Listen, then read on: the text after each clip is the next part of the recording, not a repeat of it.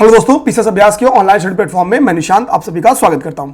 और आज हम लोग देखने वाले हैं अंतर्राष्ट्रीय परिदृश्य का पार्ट 2। इसके पहले हमने पार्ट 1 देख लिया जिसमें 2 घंटे 10 मिनट की क्लास थी। अच्छा खासा हिस्सा उसमें हमने कंप्लीट कर लिया था।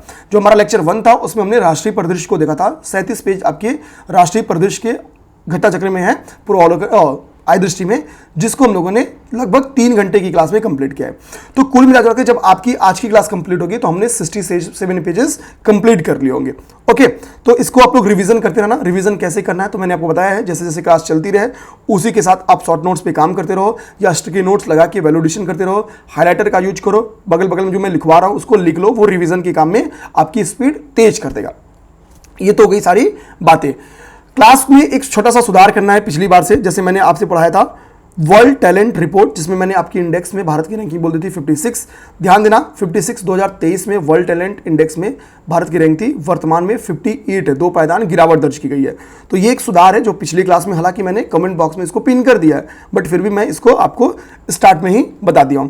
अब बात बीच में जो दिमाग में आगे करते रहेंगे। अपने कॉन्टेंट पे आते हैं एक छोटी सी रिक्वेस्ट के साथ कि प्लीज अगर आपको वीडियो अच्छी लगे तो आपको 2 काम करने हैं। पहली बात तो चैनल को सब्सक्राइब कर लेना और एक कमेंट में क्लास का एक्सपीरियंस जरूर देना। क्लास को स्टार्ट करो तो कोशिश करो खत्म करो, क्योंकि आप जो बीच में एक बार छोड़ोगे ना तो वो फिर वापस कोई चांस नहीं कि आप क्लास फिर से कंप्लीट कर पाओ। तो कोशिश करो क्लास करने तब बैठो जब आपको लगे आपके पास 2.5 घंटे 2 घंटे का समय है। बाद में कोई देख रहा हो कि किसी को लगे कि स्पीड स्लो है तो 1.25 पे स्पीड करके सुन लो। ओके, बहुत आराम से, कोई दिक्कत की बात नहीं होगी।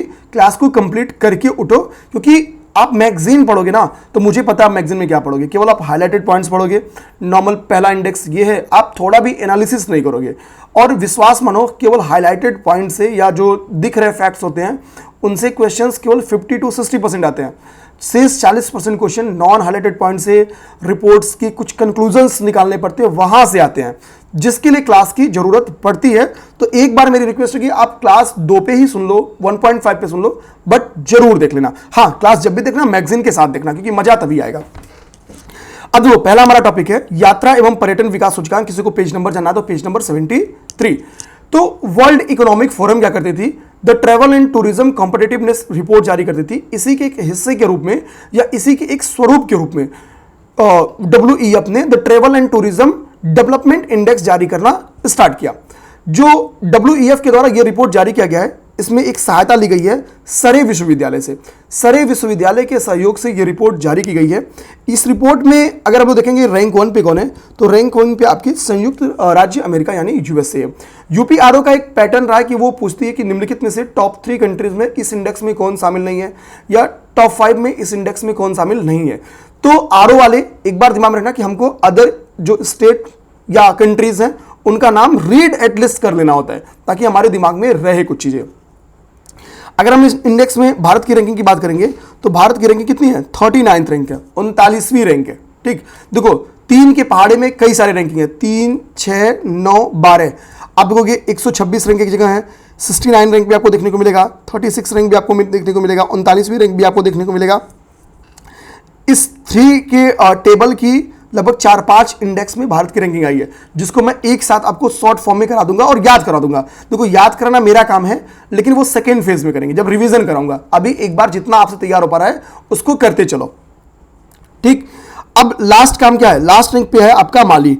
माली किस रैंक पे आपका लास्ट है, देखो माली अगर हम लोग नॉर्मली वर्ड से समझे तो माली का काम क्या है, बाग, जो बाग है उसको सजाना, यानी जो इन्वायरमेंट है उसको बहुत बेस्ट करना काम है। इन्वायरमेंट को बहुत ही बेस्ट सुसज्जित करना इनका काम है। लेकिन इन्वायरमेंट अगर बेस्ट होता तो ट्रैवल और टूरिज्म इंडेक्स में माली की रैंकिंग अच्छी होती, लेकिन इसने इन्वायरमेंट पे अच्छा काम नहीं कर पाया तो इसकी रैंक क्या है, लास्ट है। तो माली से दिमाग में ट्रैवल एंड टूरिज्म इंडेक्स में माली लास्ट है, क्योंकि ठीक है थोड़ी कहानी बना के समझाया हूं कि आप अंदाजा लगाओ कि माली लास्ट में स्थित है। ओके, ये सारी बात हो गई। अब हम देखेंगे, ये तो वेरी इंपॉर्टेंट टॉपिक है, मतलब ये जो सेकंड टॉपिक ना, शायद मैं आज जो भी पढ़ाऊं उसमें सबसे इंपॉर्टेंट टॉपिक जो है ना वो ये है। ठीक, अगर मैं वेरी इंपॉर्टेंट टॉपिक की लिस्ट तैयार करूं आज की क्लास की तो ये है। देखो यहां पे आपको दिख रहा होगा MOW कैप। आप बोलोगे सर MOW कैप क्या है, तो MOW का मतलब होता है memory of the world, memory of the world. और कैप का यहां पे फुल फॉर्म लिखा होगा, मैं आपको दिखा देता हूं। ठीक है, एक सेकेंड। ठीक है, हाँ, committee for Asia and and the Pacific. तो CAP कैप का मतलब होता है committee for Asia and the Pacific.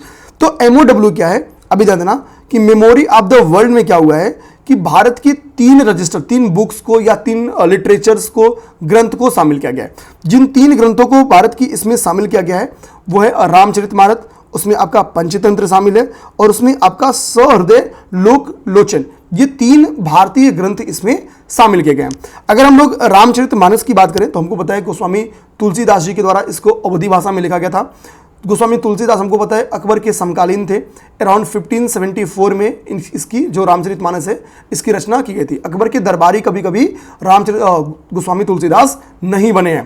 देखो यहाँ पे एक बात लिखी गई है, आप लास्ट पैरा को देखोगे तो लिखा है गोस्वामी तुलसीदास ने रामचरितमानस का जो बालकांड है, बालकांड में वो लिखते हैं कि उन्होंने रामचरितमानस की रचना, जब इसको लिखना उन्होंने स्टार्ट किया तो अयोध्या में विक्रम संवत 1631 में रामनवमी के दिन स्टार्ट किया था और दिन था मंगलवार। यानी जिस दिन उन्होंने लिखना स्टार्ट किया था उस दिन का दिन था मंगलवार और रामनवमी का दिन था। ओके, विक्रम संवत कितना था तो 1631 था। तो ये सब चीज़ अपने दिमाग में आप रख लेंगे। पंचतंत्र की अगर मेरे भाई बात करोगे तो पंचतंत्र की जो रचयिता हैं वो आपके विष्णु शर्मा या पंडित विष्णु शर्मा जी हैं। ठीक है, तो पंचतंत्र को शामिल किया गया आपके, ठीक है, मेमोरी ऑफ द वर्ल्ड में इसको शामिल किया गया है। तो ये अपने दिमाग में हम लोग रखेंगे। इसके बाद से अगला आपका है सहृदय लोकलोचन। सहृदय लोकलोचन की जो रचयिता है वो है आचार्य आनंद वर्धन। आचार्य आनंद वर्धन दरबारी कवि थे, जम्मू कश्मीर के एक शासक थे। उनका नाम था अवंती वर्मन। अवंती वर्मन, ये कहीं पीटी में आप लोग नोट कर जाओ, ये अपडेट करा रहा हूं आपको। ठीक है, अवंती वर्मन के दरबारी कवि थे, ये अंदर कहीं लिखा नहीं है। ओके, तो ये हो गया आपके सहृदय लोकलोचन। तो कौन कौन सी 3 ग्रंथ शामिल हुए तो उसमें आपका है रामचरितमानस, पंचतंत्र और सहृदय लोकलोचन। अब जो MOW CAP की बैठक हुई है जिसमें इन तीनों को शामिल किया गया तो वो हुई है आपकी उलान बटोर मंगोलिया में। यानी बटोर का मतलब हम लोग क्या समझते हैं, समेटना, शामिल करने से समझते हैं। तो हमारी 3 बुक्स इसमें शामिल हुई हैं। तो कहाँ पे ये सम्मेलन हुआ है, उलान बटोर मंगोलिया में हुआ है। ठीक है, ये तो मैंने अपनी 3 कृतियों के बारे में आपसे बात कर ही लिया। नेक्स्ट हमारा जो टॉपिक है वो है विश्व प्रेस स्वतंत्रता सूचकांक। अभी तक की उम्मीद करेंगे क्लास आपको समझ में आई हो। वर्ल्ड प्रेस फ्रीडम इंडेक्स के बारे में हम लोग देखेंगे 2024 के बारे में। अब विश्व प्रेस फ्रीडम जो रिपोर्ट है या इंडेक्स है, देखो पहली बात तो ये होती है जो पीटी में क्वेश्चन ऑलरेडी बन के आया हुआ है, अगर आप लोग PYQ पढ़ रहोगे तो आपके दिमाग में होगा कि विश्व प्रेस स्वतंत्रता दिवस कब मनाया जाता है, तो 3 मई को। तो भैया ये 3 मई को मनाया जाता है। एक तो ये डायरेक्ट फैक्ट आपको याद रहना चाहिए। ओके, अब जो 24 वाला ये आपकी थीम थी, इसकी थीम क्या था जो आपका हमने विश्व प्रेस स्वतंत्रता सूचकांक मनाया है या विश्व प्रेस स्वतंत्रता दिवस जो हमने मनाया है उसकी थीम क्या थी, तो अब प्रेस फॉर द प्लेनेट। ठीक है, यानी ग्रह के लिए एक प्रेस, पर्यावरणीय संकट के सामने पत्रकारिता, journalism in the face of the environmental crisis. यानी 2024 की जो थीम है उसमें टर्म्स क्या है, उसमें एक टर्म्स है इन्वायरमेंटल क्राइसिस। ठीक है, पत्रकारिता इन्वायरमेंटल क्राइसिस के लिए, तो journalism in the face of the environmental crisis. तो हमको कुछ टर्म्स दिमाग में रखना होगा कि इसमें इन्वायरमेंटल क्राइसिस और जर्नलिज्म जैसे टर्म्स शामिल किए गए। अब देखेंगे हम लोग क्या रिपोर्ट क्या कहती है। तो रिपोर्ट ये कहती है कि भैया नॉर्वे क्या है, नॉर्वे रैंक 1 है और रिकॉर्ड 8th टाइम, लगातार 8वीं बार ऐसा हुआ है, लगातार 8वीं बार कि नॉर्वे इस इंडेक्स में प्रथम स्थान पर मौजूद है। ओके, अगर हम लोग बोले कि जो सबसे खराब स्थिति है, हम लोग बोले कि मोस्ट डिफिकल्ट रीजन कौन सा है, अगर हम लोग वर्ल्ड का मोस्ट डिफिकल्ट रीजन देखें तो वो है मध्य पूर्व उत्तरी अफ्रीका क्षेत्र। ये यहाँ पे प्रेस की सबसे खराब स्थिति है, यानी जर्नलिज्म की सबसे डिफिकल्ट रीजन जो है वो मध्य पूर्व उत्तरी अफ्रीका क्षेत्र है। ठीक है, अब इसके बारे में हम लोग बात करें नेक्स्ट, तो ये वाला फैक्ट तो हमने देख ही लिया है कि भैया नॉर्वे 8th रैंक पे है। सबसे लास्ट रैंक की अगर हम लोग बात करेंगे तो इरिट्रिया अंतिम रैंक पे है। इरिट्रिया में इरिटेट वर्ड है। ठीक है, तो प्रेस, कहाँ की प्रेस सबसे ज़्यादा इरिटेट कर रही है, तो इरिट्रिया की प्रेस सबसे ज़्यादा इरिटेट कर रही है। तो इरिट्रिया क्या है, इरिट्रिया आपकी लास्ट रैंक पे है, लास्ट रैंक पे है। ये चीज़ याद हो गया। अब बात है कि भारत की रैंक कितनी है, तो भारत की जो प्रेस सूचकांक है इसमें भारत को 159th रैंक मिला है। ठीक है, 159th रैंक मिला है। फिर देखो ये 3 के पानी फिट हो रहा है, 3 3 9 और 3 5 15। तो जितनी 3 के पहाड़े में फिट बैठने वाले लगभग 4-5 इंडेक्स हैं, एक साथ करा दूंगा। तो इनमें भारत की रैंकिंग कितनी आई है? 159 रैंक आई है, ये दिमाग में रखना है। हाँ, भारत की रैंकिंग अगर ध्यान दोगे तो 2 पायदान की सुधार हुई है, पहले 61 थी, अब हमको पीटी में याद रखना कितना, 159 रैंक है। ओके, ये चीज हमारा हो गया। नेक्स्ट हमारा है टाइम्स हायर एजुकेशन एशिया विश्वविद्यालय रैंकिंग, यानी टाइम्स हायर एजुकेशन के द्वारा एशिया के जो यूनिवर्सिटीज हैं उनकी एक रैंकिंग तैयार की जाती है। ठीक है, अब ये रैंकिंग क्या बताएगी कि एशिया का सर्वश्रेष्ठ विद्यालय ये है, एशिया के सर्वश्रेष्ठ विद्यालय में भारत के इतने विद्यालय शामिल हैं, ये भारत का वो विद्यालय जिसकी ये रैंकिंग है, वगैरह वगैरह। तो देखते हैं। तो पहली बात तो क्लियर बोल रहा है कि टाइम्स हायर एजुकेशन के द्वारा ये रिपोर्ट जारी की गई है। ठीक है, ये रैंकिंग तैयारी की जाती है।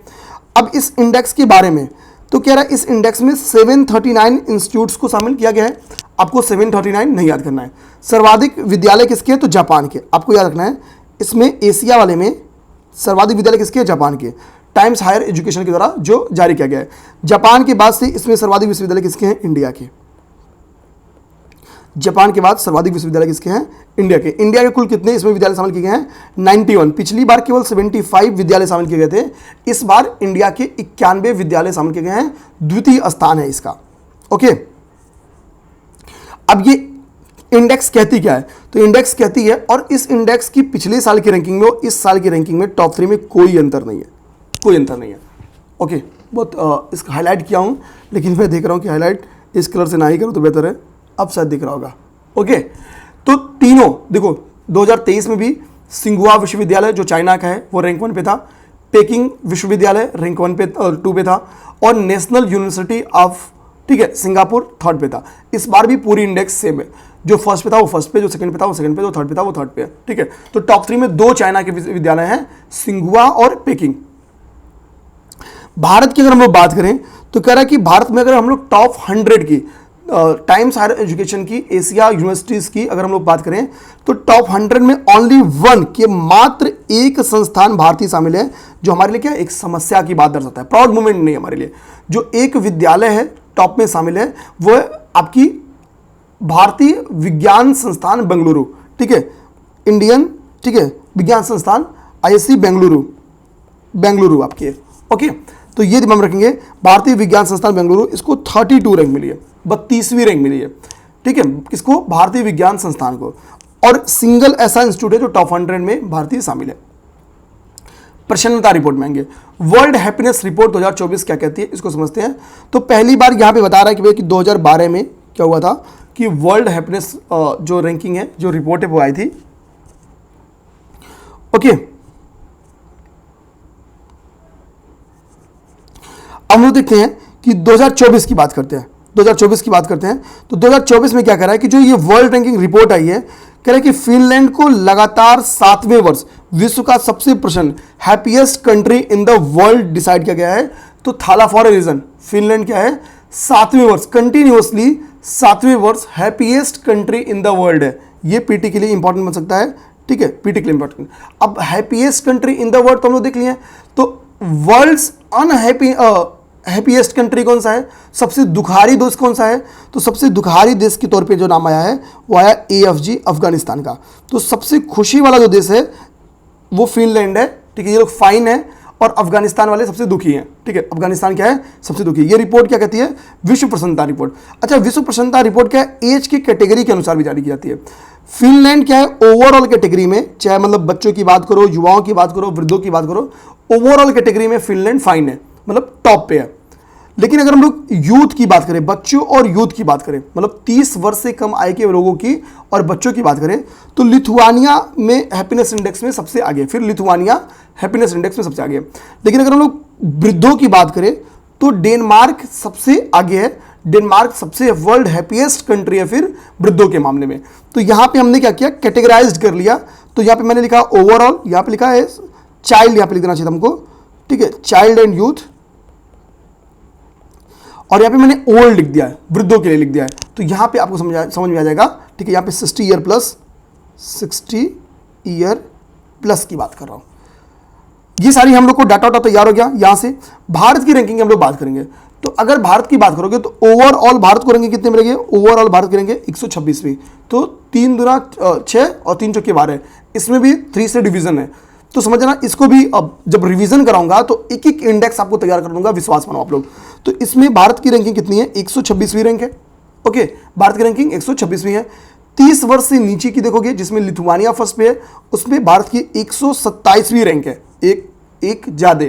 और वृद्धों के मामले में भारत की रैंकिंग 121वीं है, 121 है। ठीक है, अब हम लोग बात करेंगे अंतर्राष्ट्रीय शस्त्र हस्तांतरण प्रवृत्तियां। ठीक है, trends in international arms transfer 2023, ये हो गया अंतर्राष्ट्रीय शस्त्र हस्तांतरण प्रवृत्तियां 2023, trends in international arms transfer 2023।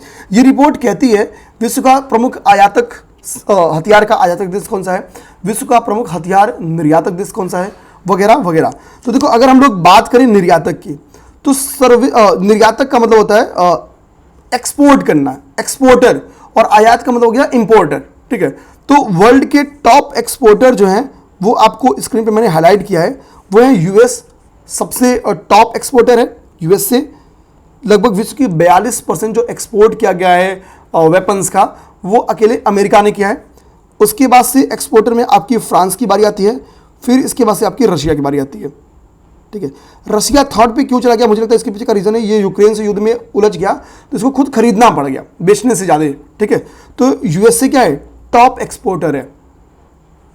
अगर हम लोग टॉप 5 कंट्रीज की बात कर लें, इसी में चीन और जर्मनी को जोड़ दें, तो यही 5 देश मिलके वर्ल्ड के 75% वेपन्स का एक्सपोर्ट करते हैं।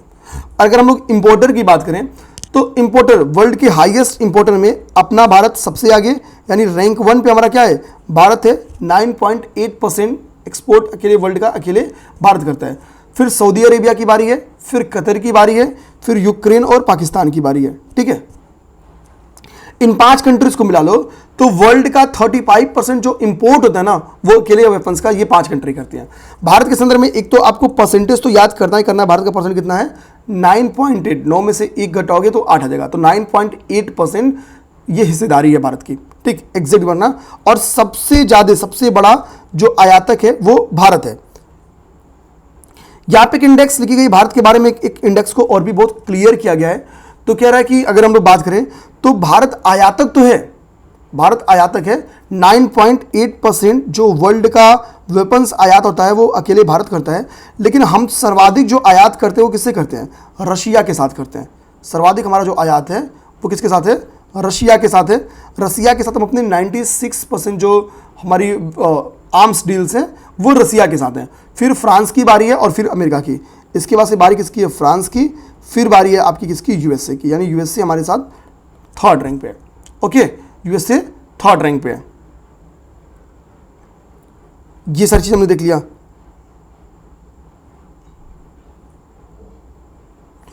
अब नेक्स्ट आएंगे हम लोग, तो नेक्स्ट कह रहा है अंकोर वाट को विश्व की 8वां अजूबा के तौर पे शामिल किया। ये मुझे लगता है ये हेडिंग ही इंपॉर्टेंट है।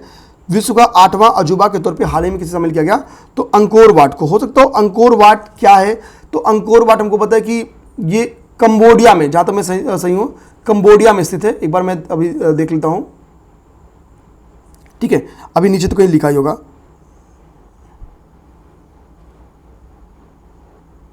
ठीक है, एक सेकंड देख ले रहा हूं। सही है, सही है, यहां पे देखिए लिखा हुआ है। ठीक है, कंबोडिया में स्थित है। अब देखो, तो अंकोर वाट हमको पता है कंबोडिया में स्थित है। अब यहां पे देखोगे तो अंकोर वाट के बारे में एक फैक्ट लिखा है कि भाई ये केवल विश्व का 8वां अजूबा, ठीक है, ये जो 8वां अजूबा है, केवल 8वां अजूबा नहीं है। यूनेस्को ने भी इसको वर्ल्ड हेरिटेज की लिस्ट में ऑलरेडी 1992 में शामिल किया था। विश्व धरोहर सूची यानी वर्ल्ड हेरिटेज की लिस्ट में यूनेस्को ने इसको शामिल किया था। तो अंकोर वाट वर्ल्ड हेरिटेज में भी शामिल है, ये भी याद करना है। इतना ही नहीं, अंकोर वाट का नाम विश्व की सबसे बड़ी धार्मिक संरचना होने का गिनीज रिकॉर्ड भी है, गिनीज बुक्स रिकॉर्ड भी है। अंकोर वाट का जो मंदिर है किसने बनाया? ये आप देखोगे हिस्ट्री में क्वेश्चन बन के आया है। राजा सूर्यवर्मन द्वितीय के द्वारा ये मंदिर बनाया गया था। मूलतः पहले ये एक विष्णु मंदिर था, बाद में इसका कन्वर्जन बौद्धिज्म में जाता है। ये एक बौद्ध मंदिर के तौर पे डेवलप हो जाता है। ठीक है, तो राजा सूर्यवर्मन द्वितीय के द्वारा अंकोर वाट का मंदिर बनाया गया था। ये तो हो गया आपका इंट्रो अंकोर वाट के संदर्भ में। 8th वंडर की वजह से इसको करेंट में आया, ये 8वां अजूबा है। अन्य जो 7 अजूबे हैं उसमें आपका ताजमहल, ठीक है, जिसको हरा के ये बना है, शायद ये पेपर में क्वेश्चन आ जाए। तो कह रहा है कि इटली की प्रसिद्ध पर्यटन एक शहर है जिसका नाम है पोम्पई। पोम्पई को पछाड़ पर क्या है? ठीक है, ओंकार वाट विश्व का 8वां अजूबा बना है। तो जो अन्य 7 अजूबे हैं वहाँ पे नाम लिखा है ताजमहल, कोलोजियम जो कि इटली का है, माचू पिच्चू पेरू का है, पेट्रा जॉर्डन का है, चीन की महान दीवार भी इसमें शामिल है, the statue of Christ Redeemer Brazil का इसमें शामिल है, चिचेन इत्जा। अच्छा, अजूबों में, आश्चर्यों में अगर हम लोग प्राचीन इंफ्रा की बात करें तो बेसिकली आपकी मिस्र की, ग्रीस की, तुर्की की स्ट्रक्चर्स यहाँ पे देखने को मिलेंगे, यानी आपकी बेसिकली वो खाड़ी देश के स्ट्रक्चर्स देखने को मिलेंगे। ठीक, तो इसको आप लोग रीड कर लेना, इसको पढ़ने का कोई मतलब बहुत ज़्यादा नहीं है। स्वीडन, हमको पता है कि नाटो के बारे में, ठीक, नाटो अभी इंपॉर्टेंट 2 वजह से हुई है। ठीक है, नाटो का ये कौन सा सम्मेलन था आप लोग बता भी सकते हो, अभी आगे लिखा होगा बता देंगे। तो स्वीडन क्या है, नाटो का 32nd मेंबर बना है। तो एक तो डायरेक्टली पेपर में क्वेश्चन कह सकता है कि अभी रिसेंट में स्वीडन का मेंबर कौन बना है, तो स्वीडन नाटो का मेंबर कौन बना है, स्वीडन बना है। इसकी 32वां मेंबर है ये। ठीक, नाटो क्या है, तो नाटो NAT का मतलब है नॉर्थ अटलांटिक ट्रीटी, ओ का मतलब ऑर्गेनाइजेशन। ठीक है, इसका हिंदी हो जाएगा, हिंदी का जगह उत्तर अटलांटिक संधि संगठन, तो नाटो है। हमको पता है जब शीत युद्ध के समय नाटो बना था, मतलब नाटो बेसिकली क्या था कि नाटो की समझौता यही था कि भैया किसी एक पे हमला होगा तो हम मान के बैठेंगे सबके पे हमला हो गया। ठीक है, अच्छा, ये बेसिकली कनाडा और USA के साथ यूरोपीय, जो वेस्टर्न यूरोपीय कंट्रीज थी उनका एक संघ था। इसका संघ था और संघ है। यह, इसका मुख्यालय कहाँ पे स्थित है, तो इसका मुख्यालय आपका ब्रुसेल्स बेल्जियम में स्थित है। तो इसकी हेडक्वार्टर के ऊपर क्वेश्चन आ सकता है कि भैया इसका मुख्यालय कहाँ पे स्थित है। अब देखो करें कि अगर हम लोग स्वीडन की बात करें, स्वीडन शामिल हुआ है, तो स्वीडन एक क्या है, स्वीडन एक नॉर्डिक कंट्री है। कल मैंने आपसे नॉर्डिक कंट्री कौन से होते हैं होमवर्क दिया था। प्लीज़ अगर आपने नहीं कमेंट किया है, बहुत सारे लोगों ने नहीं कमेंट किया है, एक बार इसको कमेंट करो कि नॉर्डिक कंट्रीज़ क्या होती हैं, कौन कौन सी कंट्री नॉर्डिक कंट्री में शामिल है। ठीक है, क्योंकि नॉर्डिक कंट्री और स्कैंडिनेवियन कंट्री में अक्सर लोग फंस जाते हैं, तो इसी के लिए कह रहा हूँ कमेंट करो नॉर्डिक कंट्री कौन कौन सी हैं, ताकि आप फंसो मत। ओके, तो ये हो गया आपका, स्वीडन इसमें शामिल हुआ। नेक्स्ट हमारा टॉपिक है याओंडे घोषणा। नेक्स्ट टॉपिक हमारा याओंडे घोषणा। देखो याओंडे बेसिकली एक लोकेशन है, याओंडे बेसिकली एक लोकेशन है। ये लोकेशन आपकी कैमरून में स्थित है। कैमरून आपकी जब गिनी की खाड़ी की तरफ देखोगे तो आपको अफ्रीका में देखने को मिलता है। तो कैमरून आपकी एक अफ्रीकन कंट्री है, ये दिमाग में रखना, कैमरून आपकी एक अफ्रीकन कंट्री है। तो याओंडे में क्या हुआ, एक सम्मेलन होता है, बेसिकली वैश्विक मलेरिया सम्मेलन का यहाँ पे आयोजन किया जाता है। और यहीं पे क्या एक घोषणा, मतलब एक डिक्लेरेशन को एक्सेप्ट किया जाता है, क्योंकि याओंडे में ये सम्मेलन हो रहा है, तो इसके लिए इस सम्मेलन को हम लोग जानते हैं याओंडे डिक्लेरेशन के नाम से भी जानते हैं, या याओंडे सम्मेलन के नाम से जानते हैं। अब इसकी थीम क्या थी, देखो याओंडे डिक्लेरेशन की थीम पढ़ोगे तो समझ में आएगा कि किसके बेस्ड ये डिक्लेरेशन था। तो मलेरिया से कोई नहीं मरेगा। ठीक है, तो अब मरना कि मलेरिया, ठीक है, एक ऐसी बीमारी है जो पेपर में क्वेश्चन बन के आ सकती है कि क्यों होती है और इसके इलाज में क्या क्या दिया जाता है। ठीक है, मच्छर काट रहे यार।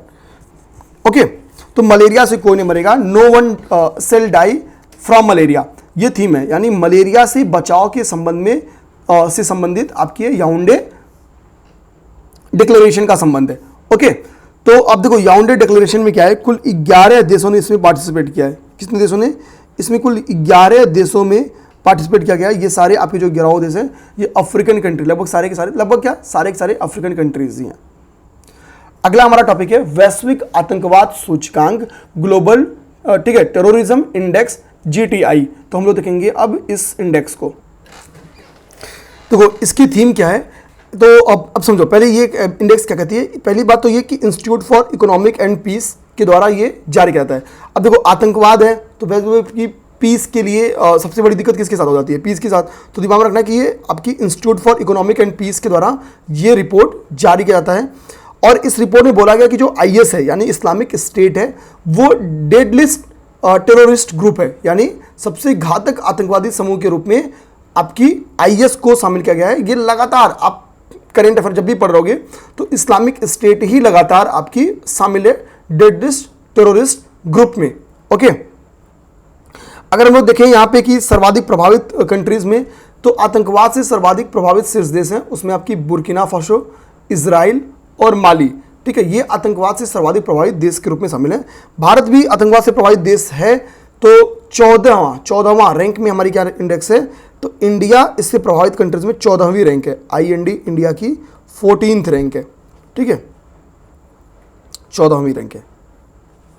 नेक्स्ट है पोखरा।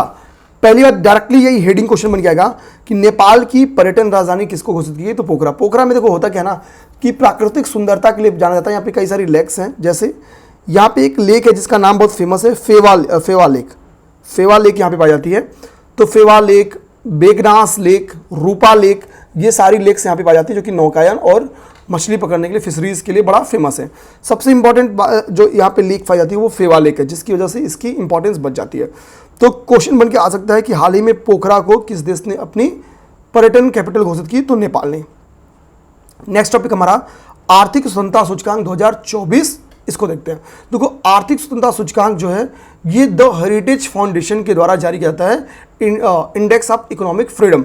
ये कहता क्या है कि भैया कौन सी ऐसी कंट्री हैं जो टोटली इकोनॉमिकली फ्री है, आर्थिक रूप से स्वतंत्र कंट्री कौन सी है, इकोनॉमिकली फ्री कंट्री कौन है ये बताता है, मोस्टली अनफ्री कंट्रीज कौन है ये बताता है, या सेमी फ्री कंट्रीज कौन है ये बताता है।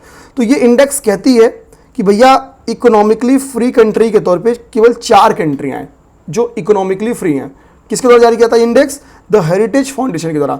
तो ये कहती है सिंगापुर, स्विट्जरलैंड, आयरलैंड और ताइवान, ये 4 कंट्री हैं जो इकोनॉमिकली फ्री हैं, अर्थात इनका जो एवरेज जो स्कोर आया है वो 80 या उससे अधिक है। तो इसके लिए इनको इकोनॉमिकली फ्री ग्रुप में रखा गया है। इसके बाद से अगर हम लोग देखें तो जिन कंट्रीज का स्कोर 50 to 60 यानी 59.9 के बीच में है उनको मोस्टली अनफ्री कंट्री बोला जाता है। और मोस्टली अनफ्री कंट्री में आपकी भारत शामिल है। भारत के साथ इसमें ब्राजील और रसिया शामिल है। तो ये पीटी में क्वेश्चन आ सकता है कि भारत क्या है, मोस्टली अनफ्री कंट्री है, या भारत के साथ निम्नलिखित में से कौन सी अर्थव्यवस्था मोस्टली अनफ्री कंट्री है, तो वो है ब्राजील, भारत और रशिया। ठीक है, अब ये सारी बात हो गई। भारत को रैंक कितनी मिली है, तो इसमें भारत की रैंकिंग जो है वो 126 स्थान पे है। ठीक है, 126 रैंक पे भारत शामिल है। नेक्स्ट है अंतर्राष्ट्रीय बौद्धिक संपदा सूचकांक, इंटरनेशनल इंटेलेक्चुअल प्रॉपर्टी इंडेक्स 2024। ये जो इंडेक्स है ये GIPC अर्थात ग्लोबल इनोवेशन, ठीक है, पॉलिसी सेंटर यानी वैश्विक नवाचार नीति केंद्र के द्वारा जारी किया जाता है। GIPC के द्वारा ये जारी किया जाता है। ओके, GIPC अर्थात ग्लोबल इंटेलेक्चुअल पॉलिसी आपकी सेंटर के द्वारा इसको जारी किया जाता है। अब हम लोग देखेंगे इस इंडेक्स में यानी अंतर्राष्ट्रीय बौद्धिक संपदा सूचकांक में 55 अर्थव्यवस्थाएं शामिल किया गया जिनको स्टडी किया जा रहा है। ये 55 अर्थव्यवस्थाएं आपको लगेगा कि सर केवल 55 कंट्री, लेकिन इनका इकोनॉमी अगर देखोगे तो ये 90% वर्ल्ड की GDP को रिप्रेजेंट करते हैं। और इसमें जो अंतर्राष्ट्रीय बौद्धिक संपदा सूचकांक है इंटरनेशनल इंटेलेक्चुअल प्रॉपर्टी इंडेक्स में USA को फर्स्ट रैंक मिला हुआ है, USA फर्स्ट रैंक पे है, और भारत को इसमें 42nd रैंक मिला है, 42वीं रैंक मिली है। टोटल कितनी कंट्री हैं इसमें, तो 55 इकोनॉमी को इसमें शामिल किया गया है। भारत की रैंक कितनी है इंडिया की, तो इंडिया की इसमें 42nd रैंक है। अगला देखेंगे, अगला आपका है भ्रष्टाचार बोध सूचकांक, करप्शन परसेप्शंस इंडेक्स, CPI के बारे में बात कर रहे हैं। जो CPI होती है वो ट्रांसपेरेंसी इंटरनेशनल के द्वारा ये इंडेक्स जारी की जाती है। तो जारी करता कौन है, कौन इस इंडेक्स को जारी करता है, तो वो आपकी है ट्रांसपेरेंसी इंटरनेशनल।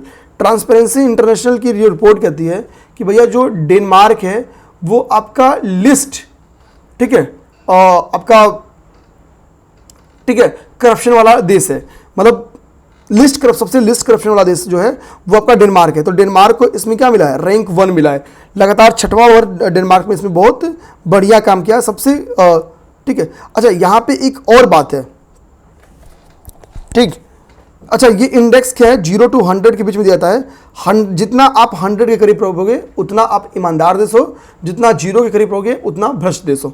ठीक है, तो डेनमार्क की पॉइंट्स कितनी है, 90, इसका 90 स्कोर है।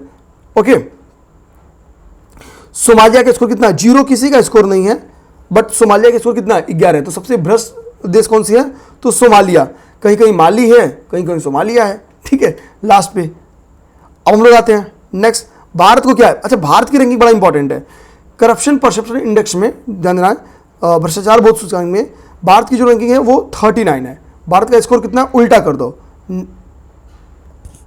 सॉरी, भारत की जो रैंक है वो 93 है और भारत का जो स्कोर है वो कितना है, 39 है। ठीक, उल्टा करना है। तो रैंक और ये दोनों डिफरेंस, यानी एक 39 एक 93 है।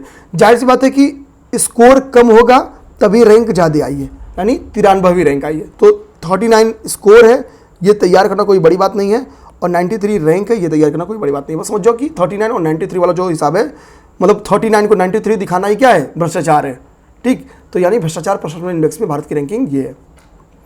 नेक्स्ट आएंगे गरबा। गरबा को क्या किया गया है, गरबा आपको पता है कि एक पारंपरिक डांस है, कहाँ का, तो गुजरात का।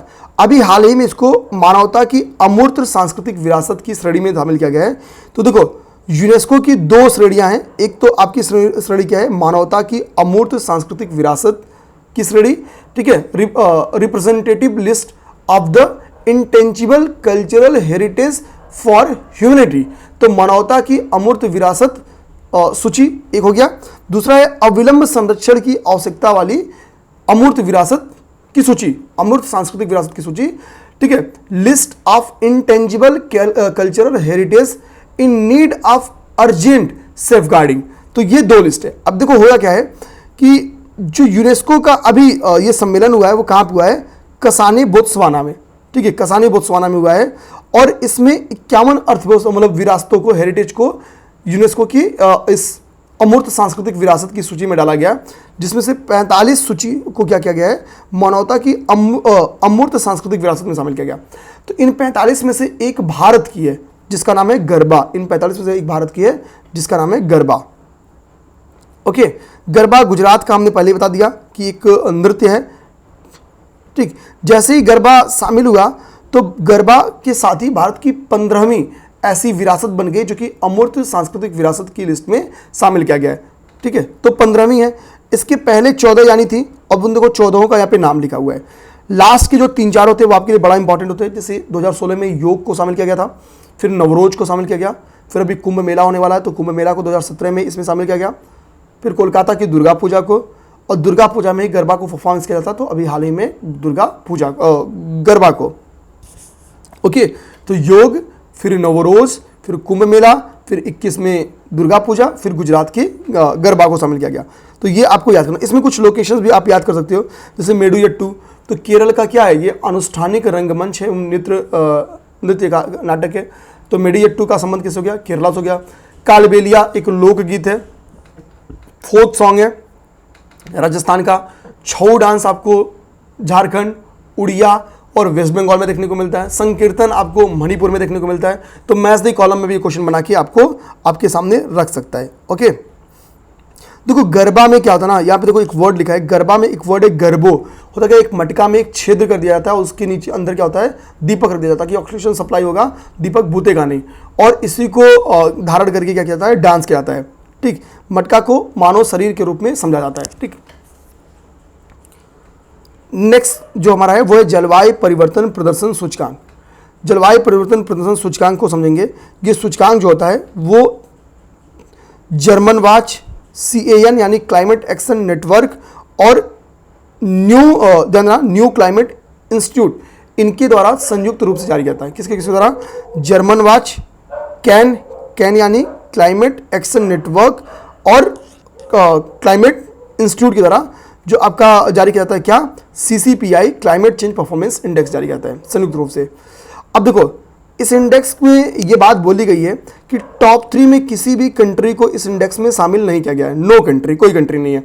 कारण क्या है कि टॉप 3 में शामिल होने के जो टारगेट्स वो कोई कंट्री पूरा नहीं करा, यानी कोई भी पेरिस समझौते को अपने यहाँ पूर्णतया लागू नहीं कर पाया। जो पेरिस ट्रीटी थी, पेरिस में जलवायु परिवर्तन को लेके, उसको कोई शामिल नहीं कर पाया। अर्थात वैश्विक तापन यानी ग्लोबल वार्मिंग को कोई 1.5 डिग्री सेल्सियस की सीमा के अंदर लाने की तरफ अग्रसर नहीं है। जिस हिसाब से ग्रोथ हो रहा है, कोई भी 1.5 डिग्री सेल्सियस के अंदर अपनी ग्लोबल वार्मिंग को लाने के लिए मतलब सक्सेसफुल काम नहीं कर रहा है। तो यही रीज़न है कि टॉप 3 में किसी को भी जगह नहीं दिया गया। ये स्टेटमेंट कथन और कारण में भी दे सकता है।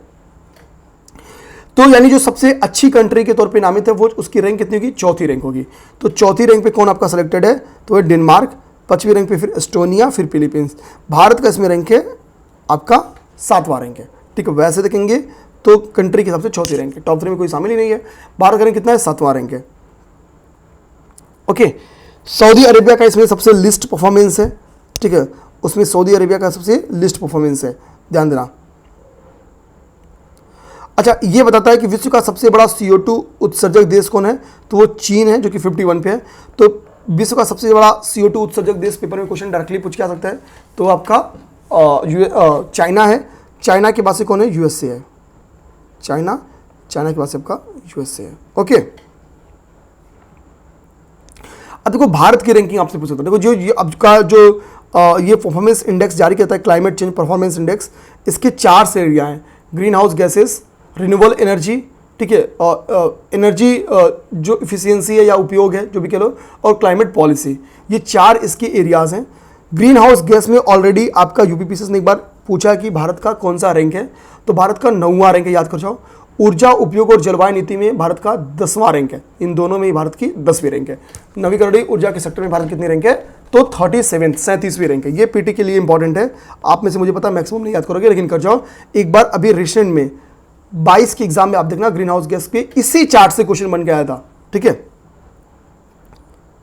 ओके, नेक्स्ट हमारा है times person of the year 2023 से किसे नामित किया गया। ओके, तो देखो भैया, times person of the year से जिसको नामित किया गया उनका नाम है टेलर स्विफ्ट। मतलब तो ना, हमारा टाइम मैगजीन में नाम निकला तो हमारा टेलर टाइट हो जाएगा, बहुत टेलर टाइट हो घुमाता था, तो उससे याद करो टेलर स्विफ्ट को शामिल किया गया पर्सन ऑफ द ईयर। यानी टाइम मैगजीन के कवर पेज में इनका फोटो निकला हुआ, बहुत बढ़िया। ऐसा नहीं कि इनका फोटो पहली बार टाइम मैगजीन के कवर पेज पे निकला है। 2017 में द साइलेंट ब्रेकर्स नामक एक ग्रुप था, जिसको पर्सन ऑफ द ईयर घोषित किया गया। उसमें जो जिन लोगों को मतलब कवर पेज पे जगह दी गई थी, उसमें आपकी टेलर स्विफ्ट भी थी। तो कवर पेज पे ये सेकेंड टाइम होने जा रहा है जब टेलर स्विफ्ट को जगह दी गई है। हालांकि इस बार ये इंडिविजुअली नामित की गई हैं। ओके, ध्यान देना। जो साइलेंट ब्रेकर्स हैं, ये वो वुमेन्स हैं या वो लोग हैं जिनके साथ कभी दुर्व्यवहार, यौन दुर्व्यवहार हुआ है, जिसके अगेंस्ट उन्होंने आवाज उठाई थी। ओके,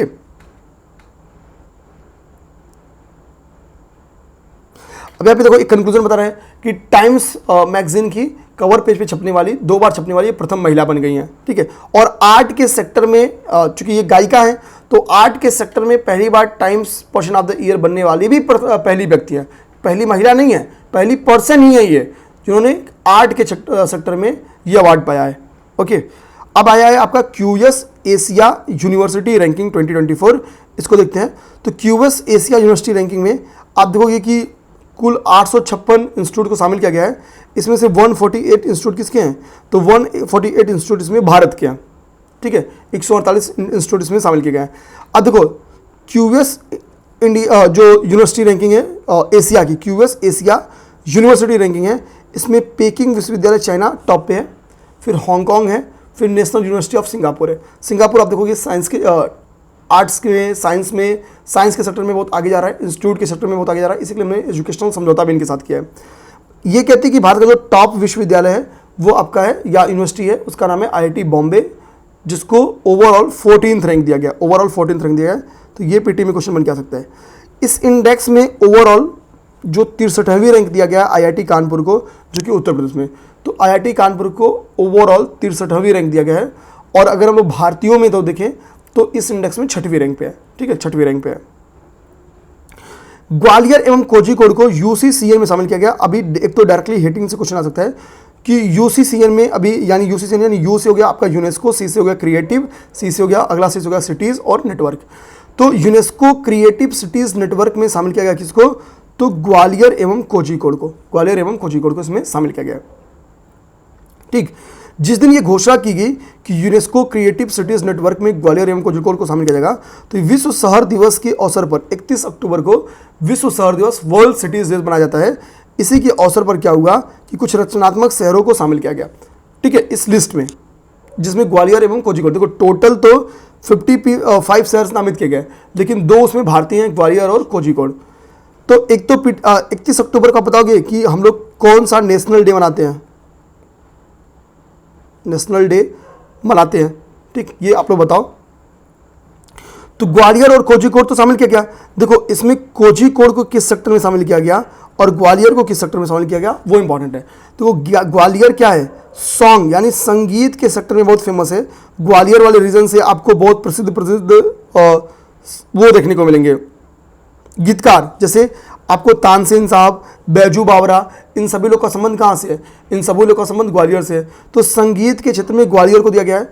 कोझिकोड को किस क्षेत्र में दिया गया था आपको बता दें, यहीं कहीं लिखा भी होगा कि लिटरेचर के क्षेत्र में, साहित्य के क्षेत्र में कोझिकोड को दिया गया है।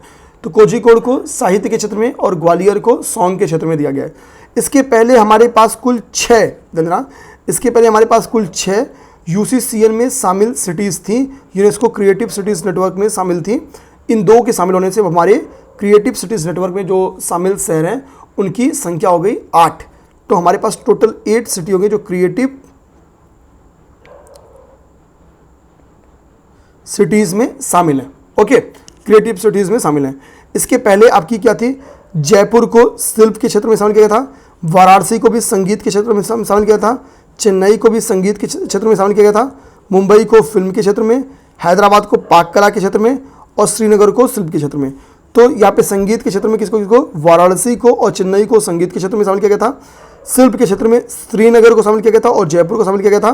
तो 4 हो गई, मुंबई को फिल्म के क्षेत्र में शामिल किया गया था और हैदराबाद को पाक कला के। तो 6 पूर्व की हो गई, 2 अभी हो गई, कोझिकोड और ग्वालियर, तो टोटल हो गई 8।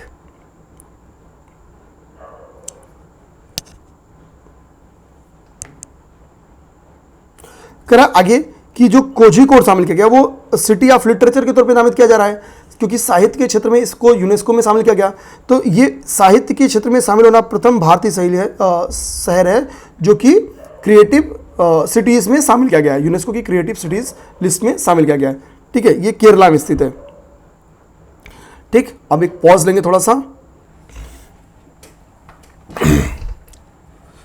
ठीक है, आवाज़ जारी होगी। अब हम लोग स्टार्ट करेंगे, हमारा अगला टॉपिक है इजराइल फिलिस्तीन विवाद।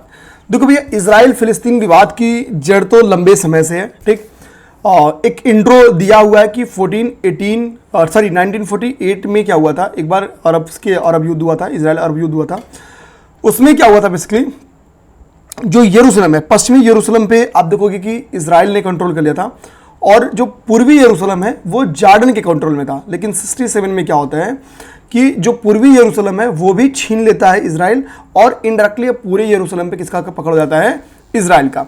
इजराइल पूरे यरूशलेम को अपनी पवित्र राजधानी मानता है और यरूशलेम एक ऐसा लोकेशन है, एक ऐसी जगह है जो इस्लाम हो, ईसाई हो, यहूदी हो, तीनों ही धर्मों के लिए क्या है, एक पवित्र जगह है। अब फिलिस्तीन क्या कहता है कि भैया इजराइल 1977 के पहले की स्थिति में जाए, यानी जो पूर्वी यरूशलेम है उसको छोड़ दे, हम वहां पे अपनी कैपिटल बनाएंगे। ठीक, और होगा क्या, इजराइल इस बात को नहीं मानेगा। तो ये विवाद की मुख्य जड़ है। अब देखो, एक 2 स्टेट थियरी आई थी, यानी हम लोग इजराइल और फिलिस्तीन दोनों स्टेट को मान्यता देते हैं। तो भारत भी उन देशों में शामिल है जो 2 स्टेट थियरी पे ट्रस्ट करता है।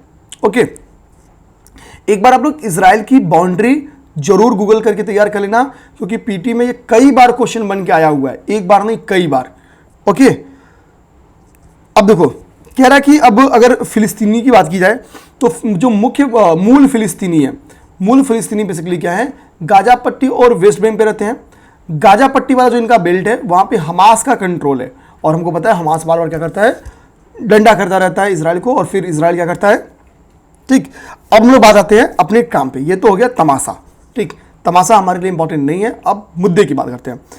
तो जाहिर सी बात है कि हमास जो कि आपको पहले से पता है कि गाजा पट्टी वाले बेल्ट पे एक्टिव ग्रुप है। तो हमास क्या करता है कि अपने उस पूर्वी बेल्ट को लेने के लिए बार बार अटैक करता रहता है। इस बार उसने बहुत तगड़ा अटैक किया था और उसका नाम दिया अल अक्सा फ्लड। हमास द्वारा इजराइल पे एक हमला किया गया अक्टूबर 2023 में और उस हमले का नाम दिया क्या, अल अक्सा प्लस। इसमें इजराइल के बहुत सारे बच्चे, महिलाएं, युवा सबको मारा गया। ठीक है, बहुतों को बंदी बना लिया गया। अब इजराइल क्या करेगा पलटवार। तो इजराइल ने जो पलटवार किया, इजराइल उसका नाम रखता है ऑपरेशन आयरन, ठीक है, स्वार्ड्स, ये नाम रखता है इजराइल। इजराइल का नाम रखेगा ऑपरेशन आयरन स्वार्ड्स। तो जो हमास ने किया, हमास वाले का नाम है ऑपरेशन अल अक्सा और जो इजराइल ने जवाब दिया है, उसका नाम है ऑपरेशन आयरन स्वॉर्ड्स। अब देखो ये लड़ाई चलेगी। अब ये लड़ाई में क्या होगा, तो यहां पे बात दो, कह रहा कि संयुक्त राष्ट्र महासभा में एक वोटिंग होती है कि भैया इजराइल और हमास का जो ये वार है ये रोक दिया जाए। लेकिन अब इस वोटिंग में क्या होता है, 120 देशों ने इसमें मतदान किया, 14 देश इसके विरोध में मतदान किया, और इसमें मैक्सिमम डेवलप्ड कंट्रियां जो वेपन्स वगैरह में बहुत सक्षम है। विरोध करने वाले में आपका इजराइल और अमेरिका शामिल थे। 45 ने तो पार्टिसिपेट ही नहीं किया कि भैया हम वोट ही नहीं करेंगे, हम न इधर न उधर। 61 ने वोट आउट किया, ठीक है। तो 45 ने मतदान के समय अनुपस्थित है, जिसमें भारत भी शामिल है, भारत ने मतदान नहीं किया। अब देखो बाकी टू स्टेट थियरी वाला कॉन्सेप्ट मैंने बता दिया।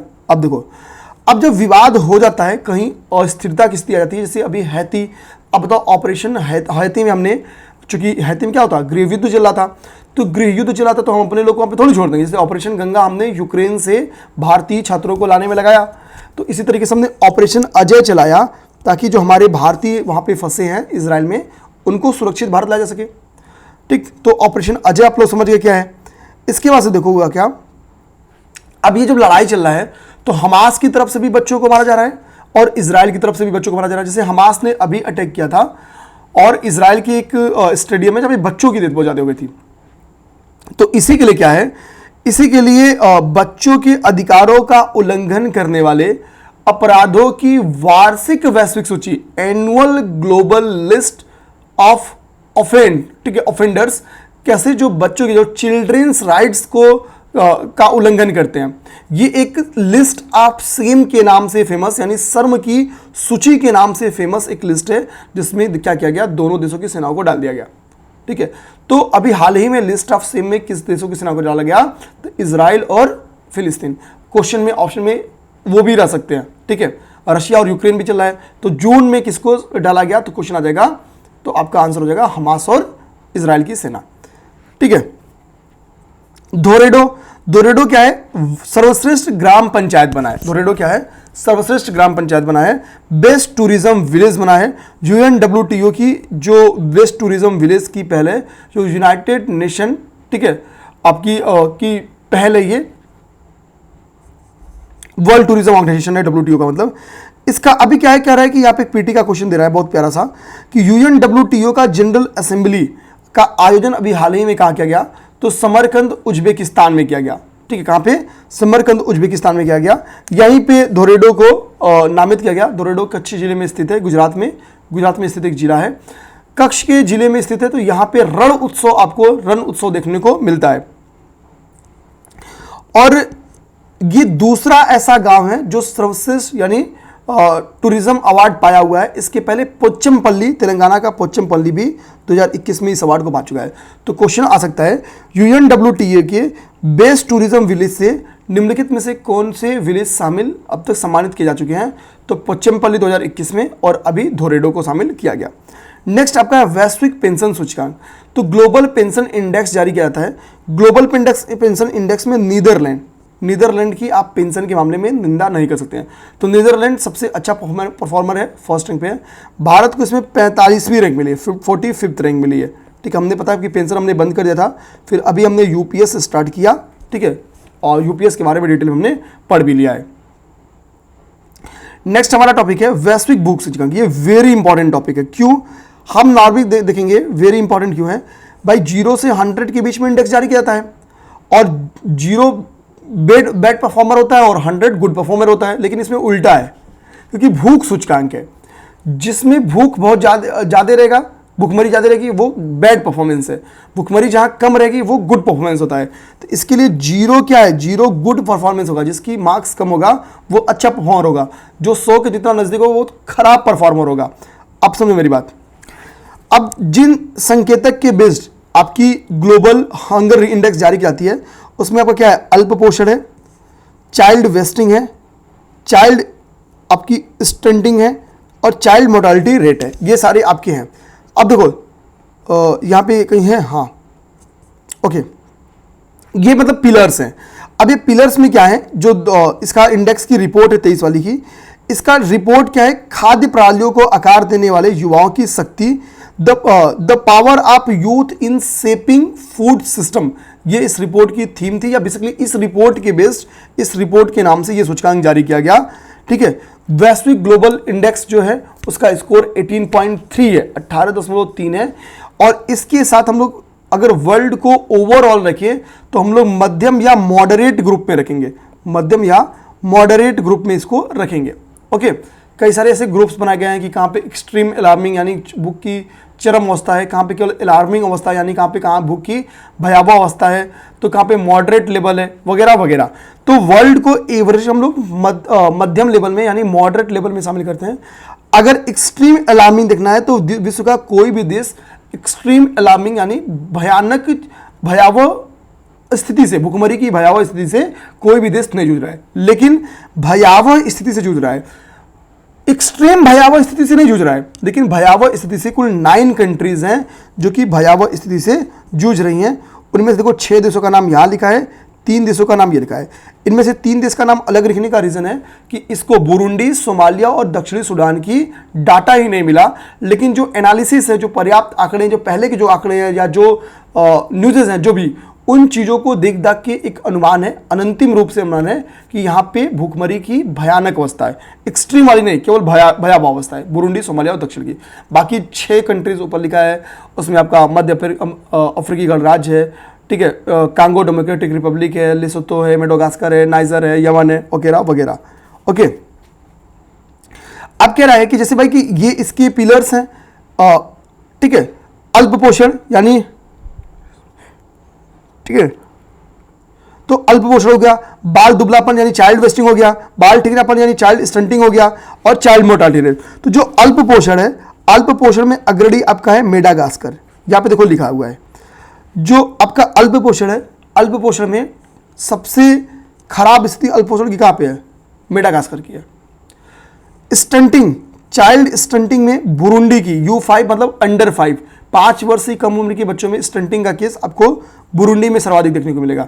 वेस्टिंग यानी दुबलापन, ये केस आपको भारत में देखने को मिलेगा। वेस्टिंग का मतलब दुबलापन नहीं होता ना, एक बार देख लेता हूं, चाइल्ड वेस्टिंग, हाँ ठीक है, स्टंटिंग का मतलब ठिकनापन होता है।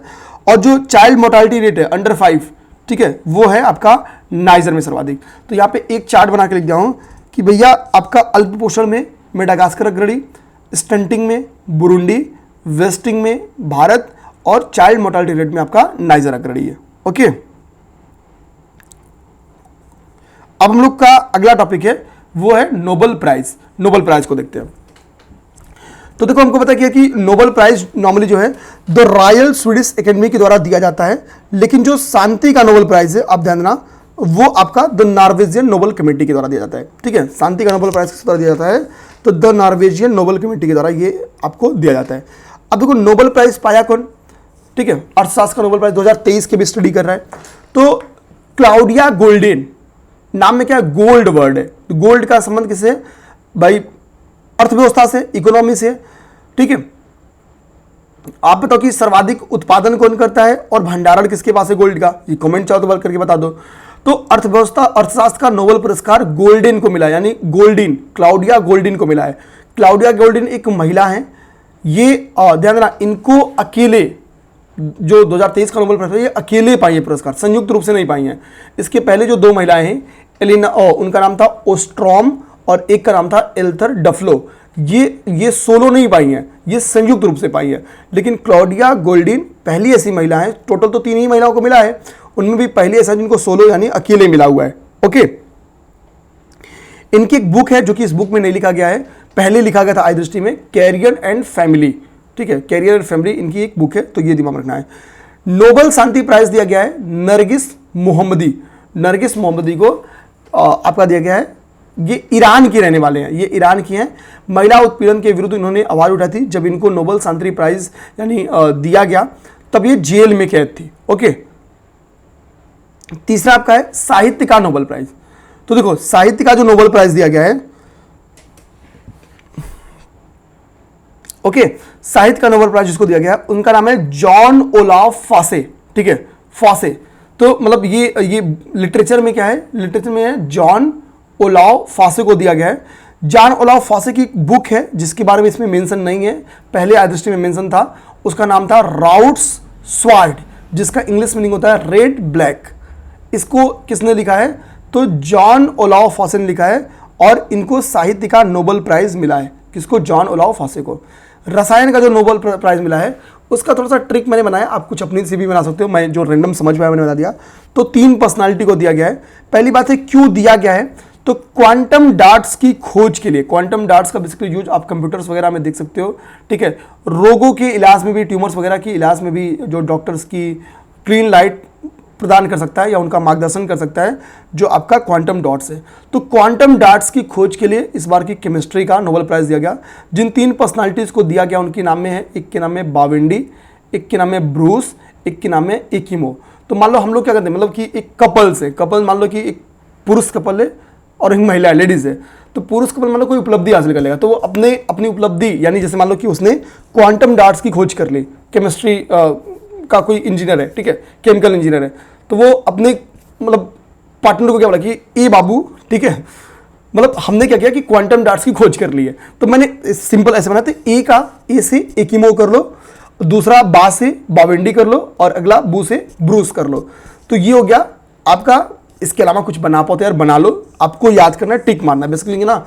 ये ट्रिक्स क्या है, ए बाबू देख के आप केवल और केवल क्या करोगे ना, आप ऑप्शन पहचानोगे ए बा और बू से कौन स्टार्ट है, ये 3 होंगे, जो नहीं है वो नहीं होगा। तो केवल आपको ऑप्शन पहचानना होता है, ओके। इसके बाद से बारी आती है आपकी फिजिक्स की। तो फिजिक्स में जो है उनका नाम है पियरे एगोस्टिनी, फेरेंक क्राउज और एनी एल हुलियर, ठीक है। तो एगो काउल, ठीक है, तो ये 3 नाम है, एगोस्टिनी, क्राउज और हुलियर। अब देखो ये फिजिक्स वाला, अब देखो फिजिक्स का थोड़ा गाय से कोई संबंध डायरेक्टली तो नहीं है, बट मान लो कि एक थोड़ा सा एक देहाती लैंग्वेज है कि एगो काउ, का मतलब गाय लिए हैं, मतलब खरीदे हैं, तो एगो काउ लिए, तो एगो से हो गया एगोस्टिनी, का मतलब गाय, तो क्राउज और लिए है मतलब हुलियर, लियर, ठीक है। तो हुलियर, कुछ ऐसे दिमाग में कुछ बना पाओ और तो अपनी तरफ से बना लेना। एगोस्टिनी, क्राउज और हुलियर को फिजिक्स का दिया गया है। देने के पीछे का रीजन है कि इलेक्ट्रॉन जो डायनेमिक्स है, इलेक्ट्रॉन डायनेमिक्स या इलेक्ट्रॉन गतिशीलता के अध्ययन के लिए, या इसमें जो उपलब्धि है इनकी, 8 सेकेंड पल्स उत्पन्न करने के लिए देखा। देखो 8 सेकेंड क्या होता है, 10⁻18 के समकक्ष होता है, एक 8 सेकेंड। तो ये हो गया बेसिकली आपका। अब इसके बाद से जो आपका चिकित्सा के क्षेत्र में, चिकित्सा के क्षेत्र में जो नोबेल प्राइज दिया जाता है, ठीक है, ये दिया गया है कि the Nobel assembly eight Karolinska institute, Sweden द्वारा ये चिकित्सा का प्राइज, नोबेल प्राइज दिया गया। इसमें जिनको दिया गया है उनके नाम में है मैन। देखो आदमी चिकित्सा में आदमी क्या कहता है, मतलब कि कोई सर्जन है, चिकित्सक सर्जन है वो, तो काटे पीटेगा, ठीक है, आदमी का कुछ भी हिस्सा काट के उसको काट पीट के कहीं फिट कर देगा, ठीक है। तो मैन वर्ड है, तो कैटिलिना कारिको और डू विसमैन, तो विसमैन में मैन वर्ड है, और काटरीना, ठीक है, कारिको लिखा ना, कैटरीना कारिको, तो कैट में काट समझना, ठीक है, तो वो समझेगा काट पीट से। तो मैन और कैटरीना ये शामिल है आपकी, जिनको चिकित्सा का नोबेल प्राइज दिया गया है। mRNA टीके, जो mRNA वैक्सीन है, इसमें खोज के लिए, इनको इनके विकास के लिए, इस उपलब्धि के लिए दिया गया। तो चिकित्सा mRNA से संबंधित है। 1 सेकेंड पल्स उत्पन्न करने के लिए फिजिक्स का दिया गया है, और क्वांटम डॉट्स का केमिस्ट्री के लिए दिया गया है। तो ये हो गया। अब नेक्स्ट आपका है टाइम वैश्विक विश्वविद्यालय ranking, time global university ranking. Time global university ranking में देखेंगे जो 2023 वाली है, तो इसमें क्या है, ऑक्सफोर्ड यूनिवर्सिटी को टॉप पे है। इस इंडेक्स में ऑक्सफोर्ड यूनिवर्सिटी टॉप पे है। लगातार 8वीं बार ऐसी है जब ऑक्सफोर्ड टॉप रैंकिंग पे है।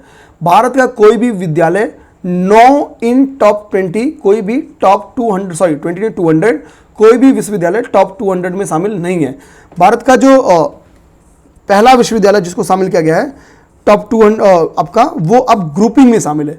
तो ऐसे इसकी ग्रुपिंग की जाती है, 200 से 201 से 250, 250 से 300 इंडेक्स की ग्रुपिंग की जाती है।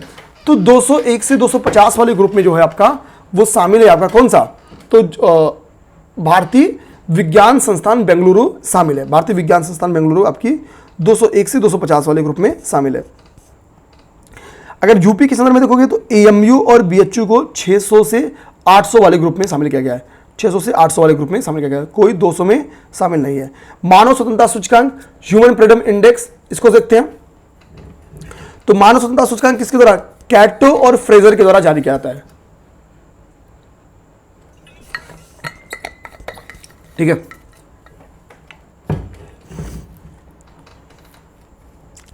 कैटो और फ्रेजर यानी कैटो इंस्टीट्यूट और फ्रेजर इंस्टीट्यूट के द्वारा इसको जारी किया जाता है संयुक्त रूप से। जो मानव स्वतंत्रता सूचकांक है उसमें स्विट्जरलैंड की बहुत बढ़िया परफॉर्मेंस है, स्विट्जरलैंड की बहुत बढ़िया परफॉर्मेंस है, टॉप रैंक पे स्थित है। ओके, टॉप रैंक पे स्थित है। अब अगर देखिए भारत की क्या रैंकिंग है, तो भारत का रैंक है 109। भारत की रैंक कितनी है? 109वीं रैंक है, 109वीं रैंक है भारत की। टॉप रैंक पे कौन है? तो स्विट्जरलैंड टॉप रैंक पे स्थित है, टॉप रैंक पे स्विट्जरलैंड स्थित है। इसके बाद से आपकी जो बारी आती है, देखो अभी हम लोग का इंडेक्स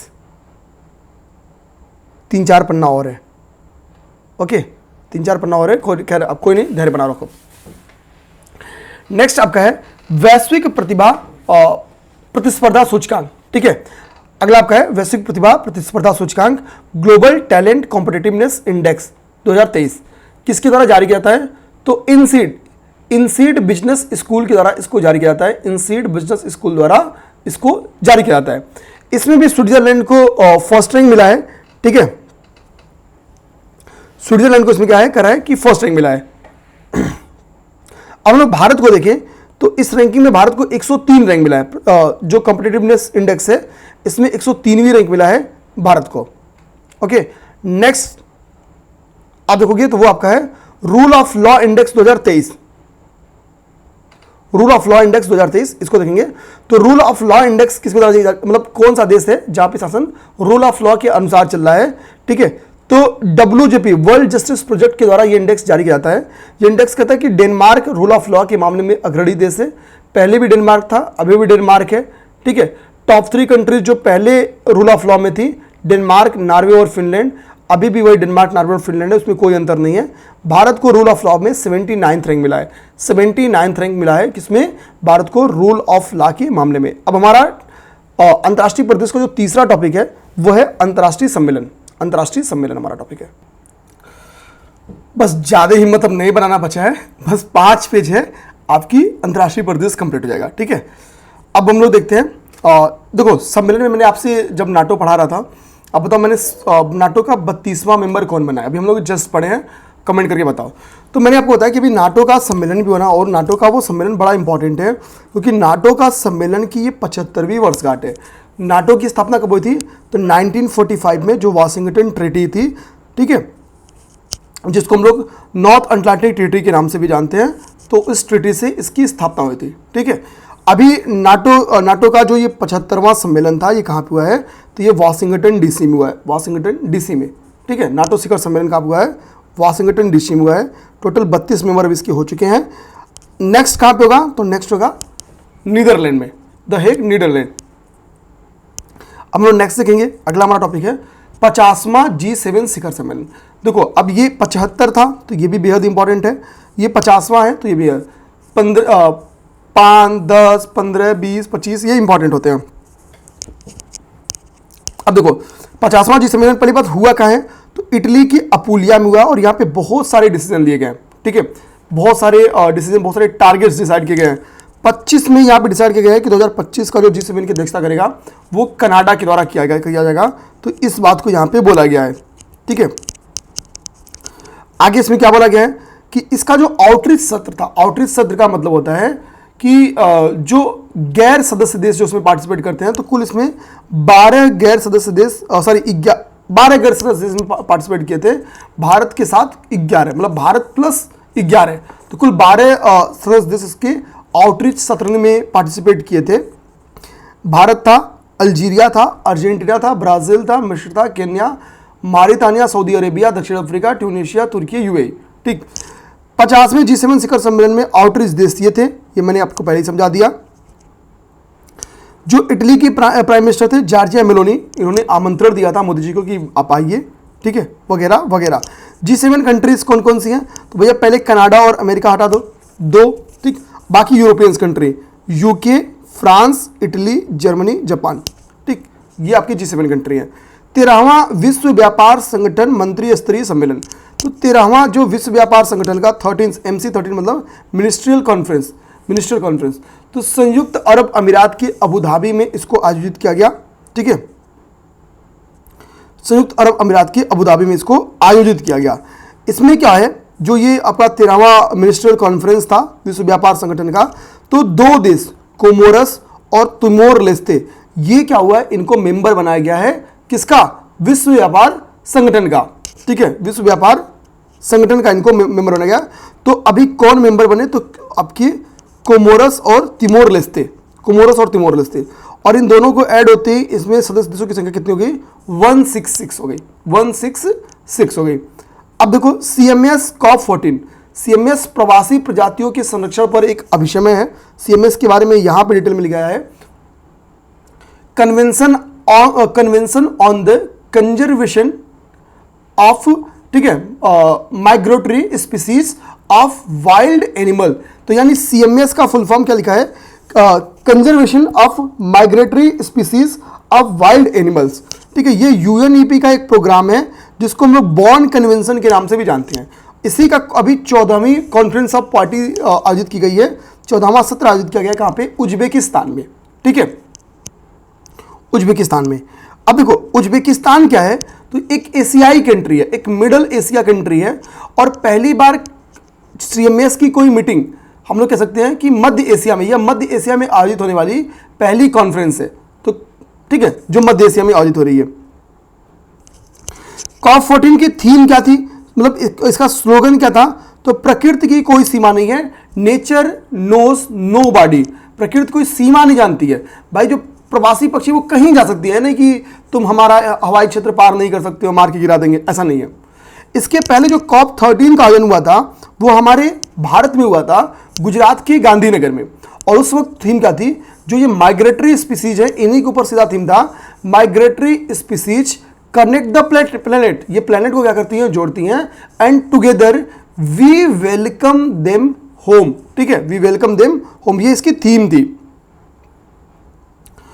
24 वाले की थीम क्या थी? तो state of the world migratory species. ठीक है, अच्छा सॉरी, इसके जो ये CMS 14 की बैठक थी, इसमें एक रिपोर्ट प्रकाशित किया गया, उसका नाम है state of the world's migratory species नामक एक रिपोर्ट प्रकाशित किया गया। ये हो गया। इसके बाद नेक्स्ट आपका है नेम। देखो नेम में हम नॉर्मली मोदी जी पार्टिसिपेट नहीं करते, या कोई भी भारतीय प्राइम मिनिस्टर पार्टिसिपेट नहीं करता। तो कितने लोग कहते हैं कि नेम की प्रासंगिकता अब खत्म हो गई है, क्योंकि भारत का तो झुकाव हो गया किसी न किसी तरफ। तो नॉन अलायंस मूवमेंट था, हम बोलते जब थर्ड विश्व के देश, जिसको हम लोग पिछड़ा देश या दक्षिणी देश के नाम से जानते थे, जब ये मतलब स्वतंत्र हुए थे, तो एक तरीका क्या था कि शीत युद्ध में या तो अमेरिका की तरफ झुक जाए या तो वो रसिया की तरफ झुक जाए। तो पता चला अभी आप आज़ाद हुए थे फिर गुलाम बन गए। तो इसी के लिए नेम बनाया गया था कि भाई हमको जहां लाभ होगा अमेरिका वाले ग्रुप से ले लेंगे, जहां लाभ होगा रसिया वाले ग्रुप से ले लेंगे, हम किसी एक ग्रुप के नहीं होंगे, हम सनम दोनों के हैं। तो ये हो गया नेम। तो नेम का अभी जो आयोजन किया गया वो कंपाला युगांडा में किया गया, यानी युगांडा भी इसकी अध्यक्षता कर रहा है। इस बार के नेम की थीम क्या थी? तो थीम थी साझा वैश्विक समृद्धि के लिए सहयोग बढ़ाना, डीपिंग कॉपरेशन, ठीक है, sorry, deepening corporation for shared global, ठीक है, एफ्यूंसेस कुछ लिखा है, इंग्लिश देख लेना। साझा वैश्विक समृद्धि के लिए सहयोग बढ़ाना इसकी थीम है। ठीक है, इस भारत की तरफ से जयशंकर साहब गए थे। थोड़ा इंग्लिश में मैं खस्त हूँ, ठीक है, पस्त भी हूँ, जो भी बोल लो। तो मतलब मैं जिन चीज़ों का रिवीजन इंग्लिश में कर रहा हूँ, मेरी मैक्स शौक आता है, मतलब थोड़ा टाइम देने की वजह से उतना बोल ले रहा हूँ। ठीक है, तो अब यहाँ पे नॉन, ठीक है, जो नेम है, नेम के बारे में बोल रहा है कि भाई नेम को हम लोग क्या आते हैं, बांडुंग कॉन्फ्रेंस के नाम से भी जानते हैं। ठीक है, बांडुंग कॉन्फ्रेंस के नाम से भी जानते हैं। बांडुंग क्या है? ये इंडोनेशिया में स्थित है, इंडोनेशिया में स्थित है। चूंकि अब देखो यहाँ पे कह रहा कि जो प्रथम शिखर सम्मेलन था उसमें भारत सहित 25 देश ने यहाँ पे पार्टिसिपेट किया था। ठीक है, ये आपके लिए इंपॉर्टेंट है। नेक्स्ट COP28, COP28 की बात करें, COP28 क्या कह रहा है कि संयुक्त राष्ट्र का जलवायु परिवर्तन शिखर सम्मेलन। अभी जब मैं यूएई आपको पढ़ा रहा था, भारत मोदी जी की यूएई यात्रा, तो वहां पे मैंने बताया कि मोदी जी की संयुक्त राष्ट्र जलवायु परिवर्तन शिखर सम्मेलन में भी यूएई में मीटिंग हो चुकी थी। फिर राष्ट्रपति ने यहाँ की बोला कि आप एक बार दोबारा बायलैटरल आइए, थोड़ा हमको बायलैटरल ट्रीटी करनी है। ओके, तो ये हुआ कहां पे, तो इसका आयोजन हुआ होगा दुबई में, तभी तो मोदी जी दुबई गए थे, दुबई में मुलाकात हुई थी। अब देखो कह रहा है कि इस COP28 मतलब जो UNFCCC की जो COP28 थी, इसके दौरान हमने प्रथम वैश्विक स्टॉक टेक पर सहमति बनी। तो ये प्रथम वैश्विक स्टॉक टेक है क्या, तो ये वैश्विक स्टॉक टेक जो है ये एक ऐसी प्रक्रिया है जो सामूहिक प्रगति का आकलन करती है, या ठीक है, तो किसकी सामूहिक प्रगति, कि भैया जलवायु परिवर्तन के जो टारगेट्स थे उसको पाया जा रहा है कि नहीं पाया जा रहा, तो उस प्रगति का आकलन करती है। साथ ही साथ यहां पे ग्रीन हाउस गैसेस, ये कहती है कि भाई ग्रीन हाउस गैसेस में उत्सर्जन 2030 तक 43% की कटौती करनी होगी, और इसका बेस पैमाना कितना रखती है 2019 को, कि 19 की तुलना में वर्ष 2030 तक हम ग्लोबल वार्मिंग मतलब 43% की कटौती करेंगे ग्रीन हाउस गैस में, जिसका इंपैक्ट क्या रहेगा कि ग्लोबल वार्मिंग को 1.5 डिग्री सेल्सियस तक सीमित किया जा सकेगा। ठीक है, साथ ही साथ ये कहती है 2030 तक आते आते ग्रीन हाउस गैस के उत्सर्जन में कमी लाएंगे, यानी हम लोग नवीकरणीय ऊर्जा जो रिन्यूएबल एनर्जी है उसकी कैपेसिटी को बढ़ावा देंगे। तो ये कहती है 2030 तक हम नवीकरणीय ऊर्जा की जो वैश्विक क्षमता है, जो ग्लोबली कैपेसिटी है, उसको 3 गुना करेंगे, और 3 गुना करके 11,000 GW यानी गीगावाट कर देंगे। ठीक है, नेक्स्ट भारत इसमें पार्टिसिपेट किया, और भारत ने बोला भैया कि COP28 तो अपने यहाँ हो रहा है, 29, 30, 31, 32 जहां मन करे वहां कर लो, हमको कोई दिक्कत नहीं, जहां बुलाओगे चले आएंगे, लेकिन भैया प्लीज COP33 हमारे यहां कर दो, COP33 हमारे यहां कर दो। अब अगर इसको स्वीकार कर लिया गया तो 2002 के बाद दूसरा बार होगा जब UNFCCC की ये मीटिंग भारत में आयोजित की जाएगी। ठीक है, COP28 के दौरान भारत सरकार ने ग्रीन क्रेडिट पहल स्टार्ट किया, मोदी जी ने यहाँ पे ग्रीन क्रेडिट पहल स्टार्ट किया। यही नहीं, ग्रीन राइजिंग पहल भी यहाँ पे स्टार्ट किया गया, ग्रीन राइजिंग पहल भी स्टार्ट किया गया। लेकिन जो ग्रीन राइजिंग पहल मोदी जी ने यहाँ पे स्टार्ट किया या भारत ने यहाँ पे स्टार्ट किया, वो यूनिसेफ और जनरेशन अनलिमिटेड के सहयोग से स्टार्ट किया है। यूनिसेफ और जनरेशन अनलिमिटेड के सहयोग से पर्यावरण मंत्रालय ने ग्रीन राइजिंग पहल स्टार्ट किया। तो ग्रीन क्रेडिट पहल, ग्रीन राइजिंग पहल, ये हमारा यहाँ पे है।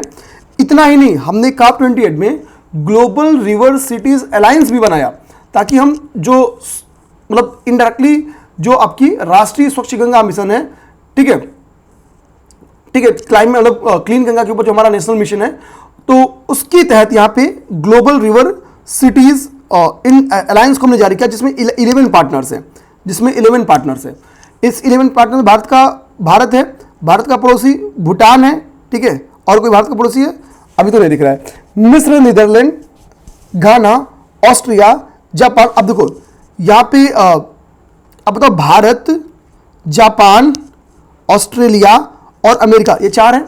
ये 4 एक बहुत बड़ा वो संगठन बनाते हैं।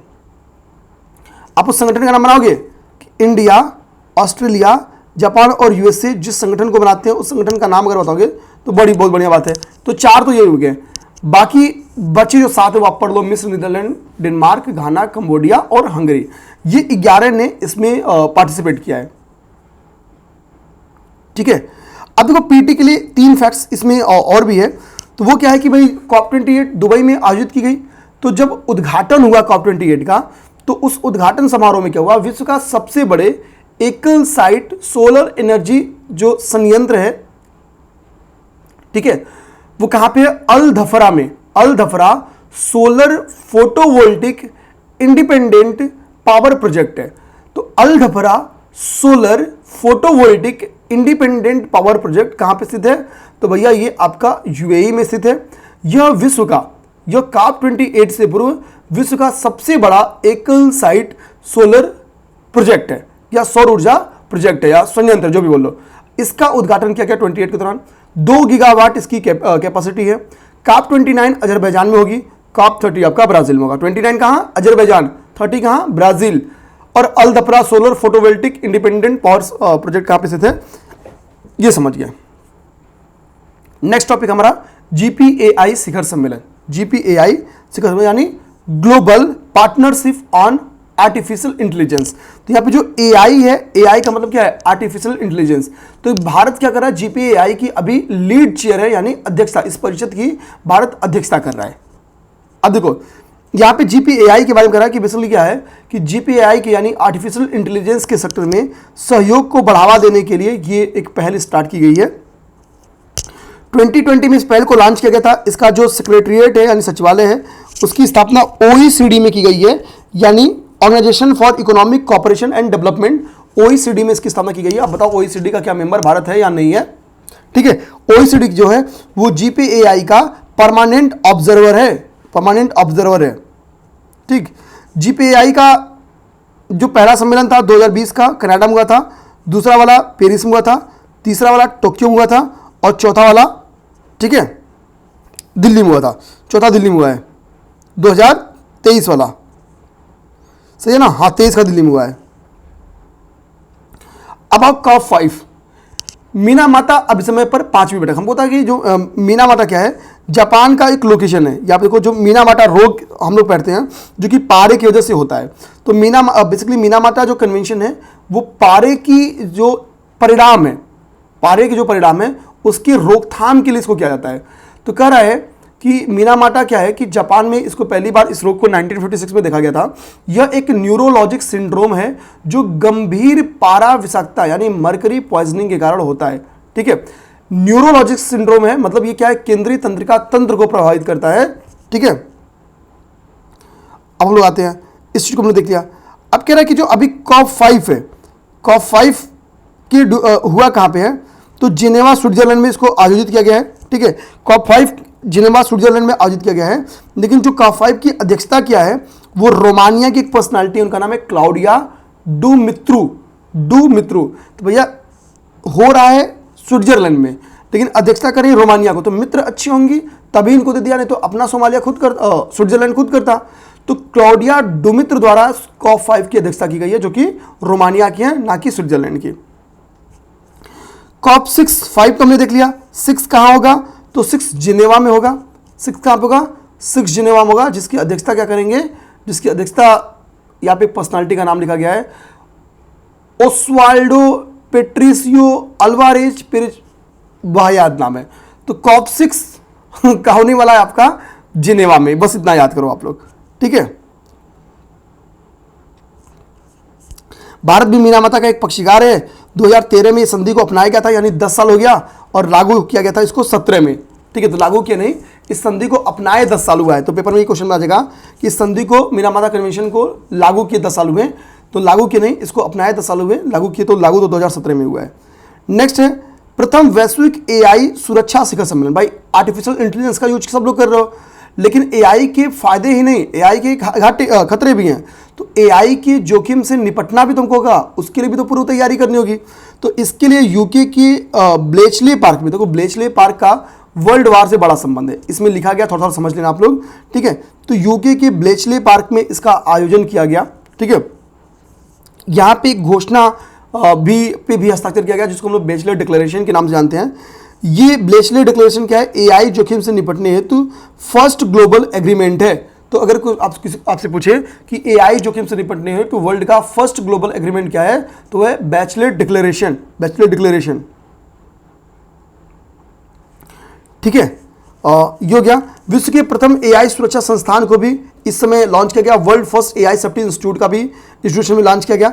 बाकी यहाँ पे आपको जो ब्लेचले पार्क है उसके संदर्भ में थोड़ा सा पॉइंट दिखा है, थोड़ा रीड कर लेना होगा इसको, बहुत ज़्यादा नहीं, थोड़ा सा। यूके के बकिंघम शायर में ब्लेचले पार्क का स्थित है। ठीक, ये देख लेना आप लोग। 3 बेसिन समिट, जिसको हम लोग ब्राजीविल समिट के नाम से भी जानते हैं। एक्चुअली जो ब्राजीविल है वो कैपिटल है आपकी रिपब्लिक ऑफ कांगो की, और जो 3 बेसिन समिट है, इस समिट में 3 बेसिन शामिल है, जिसकी वजह से इसका नाम है 3 बेसिन समिट। ये अभी इसके दूसरे संस्करण की 2nd एडिशन इसका आयोजित किया गया। कब, वर्ष 2023 में। पहला इसका समिट आयोजित किया गया था कब, तो बहुत पहले 2011 में। ठीक है, पहला सम्मेलन 2011 में स्टार्ट किया गया, और दूसरा इसका भी 23 में हुआ है, लगभग 12 साल बाद हुआ है। पहला समिट कहाँ हुआ था, कांगो गणराज्य की ब्राजीलिया में हुआ था। तो इसी कारण 3 बेसिन समिट को हम लोग ब्राजीलिया समिट के नाम से या ब्राज़ील समिट के नाम से भी जानते हैं। देखो जो 3 बेसिन है, 3 बेसिन में क्या है कि टॉपिक ऑफ कैंसर और कैप्रिकॉर्न के बीच में जो अमेजन बेसिन है, जो कॉन्गो बेसिन है और बोर्नियो मेकांग दक्षिण एशिया, दक्षिण पूर्व एशिया जो बेसिन है, इनको 3 बेसिन में शामिल किया जाता है। तो इसमें अमेजन, कांगो और बोर्नियो मेकांग बेसिन को शामिल किया जाता है। इन बेसिन में दुनिया के 80% उष्णकटिबंधीय वन इसमें शामिल होते हैं, अर्थात इस बेसिन में की जैव विविधता बहुत ज़्यादा है। इस 3 बेसिन को मिला लें तो विश्व की 2/3 जो बायोडाइवर्सिटी इसमें शामिल की जाती है। G77 आपके लिए इंपॉर्टेंट नहीं है, छोड़ो। G77 का दिमाग में रखो, भारत केवल एक मेंबर है। अब G20 शिखर सम्मेलन, इसको हम लोग देखते हैं, ठीक है, इसको देखते हैं हम लोग। अब बहुत बचा नहीं है, 5-10 मिनट क्लास आपकी कंप्लीट हो जाएगी, बहुत ज़्यादा परेशान नहीं होना है, अब कंप्लीट ही होने वाला है। ओके,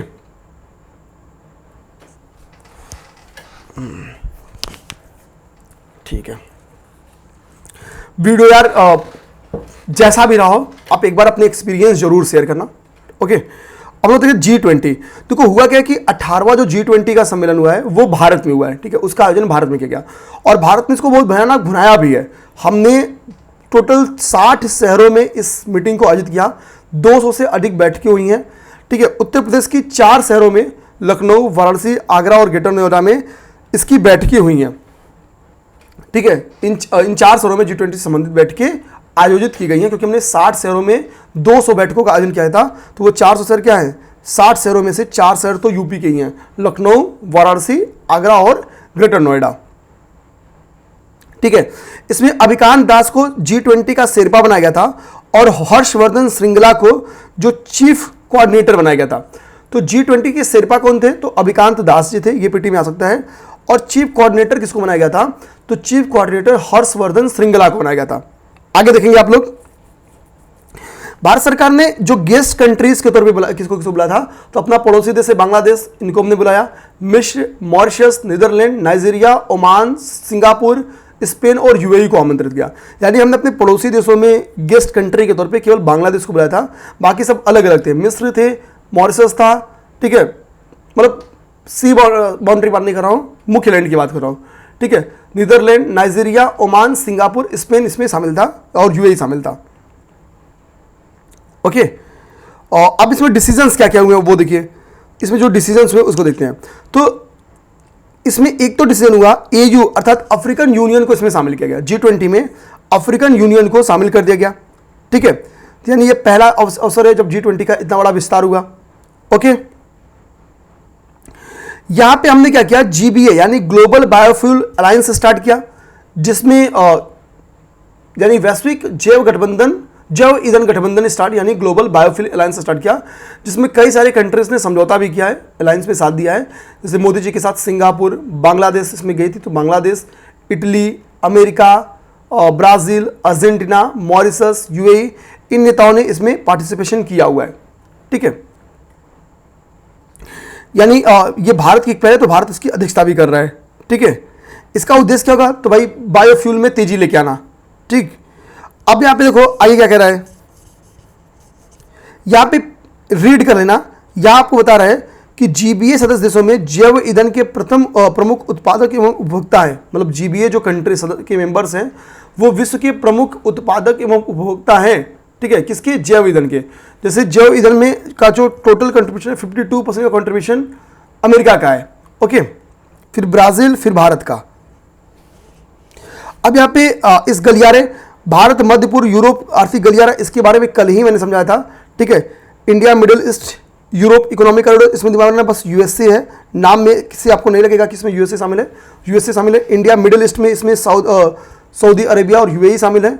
2 कॉरिडोर्स इसमें है, एक ईस्टर्न कॉरिडोर है जिसमें इंडिया और मिडिल ईस्ट शामिल है, और एक नॉर्दर्न कॉरिडोर है जिसमें यूएई से लेके आपका पूरा यूरोपियन जो EU प्लस जो अदर कंट्री है प्लस अमेरिका, जो अदर कंट्रीज में बोल रहा हूँ उनके नाम यहाँ पे लिखा गया है, भारत, अमेरिका, सऊदी अरब, यूएई। अदर कंट्रीज क्या है, फ्रांस, जर्मनी, इटली और यूरोपीय संघ, ठीक। तो ये कल मैंने पढ़ाया भी था इसको। अच्छा, G20 जो भारत ने अध्यक्षता की इसकी थीम क्या थी, तो थीम था one earth, one family, one future. इसमें महाविषय जो था वो महाउपनिषद की प्राचीन संस्कृत पाठ से लिया गया था, जो ये थीम था।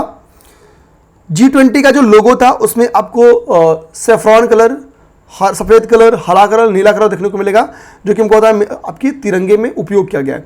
लोगो में आपको लोटस और अर्थ को भी दर्शाया गया है, ठीक है। साथ ही देवनागरी लिपि में इसमें एक भारत वर्ड लिखा हुआ है, तो ये लोगो की विशेषता है। अब हम लोग देखेंगे अंतर्राष्ट्रीय निर्वाचन कि भैया कौन कौन अंतर्राष्ट्रीय तौर पे पीएम और वो बना। तो मैंने इसका एक चार्ट बना लिया है ददरा। तो इसमें आपका एक नाम यहाँ पे कीर स्मार्टर, हमको पता है कि जो ऋषि सुनक थे, ऋषि सुनक को हरा के कीर स्मार्टर बहुत स्मार्ट तरीके से, बहुत बम्पर तरीके से जीत के आए हैं। लेबर पार्टी के ये नेता हैं और ये पीएम बने हैं। ये क्या है, ये पीएम बने, देखो यहाँ पे लिखा हो ना पीएम बने, कहाँ के, यूके के पीएम बने हैं। इसी तरह से मसूद पेजेस्कियन जो कि प्रेसिडेंट बने हैं ईरान के। ये हमको पता है कि पेजेस्कियन साहब क्यों बने हैं, जो इब्राहिम रईसी साहब है उनकी हेलीकॉप्टर दुर्घटना में डेथ हो गई थी, जिसकी वजह से, ठीक है, फिर से यहाँ पे इलेक्शन हुआ और मसूद पेजेस्कियन यहाँ पे राष्ट्रपति के रूप में चुने गए।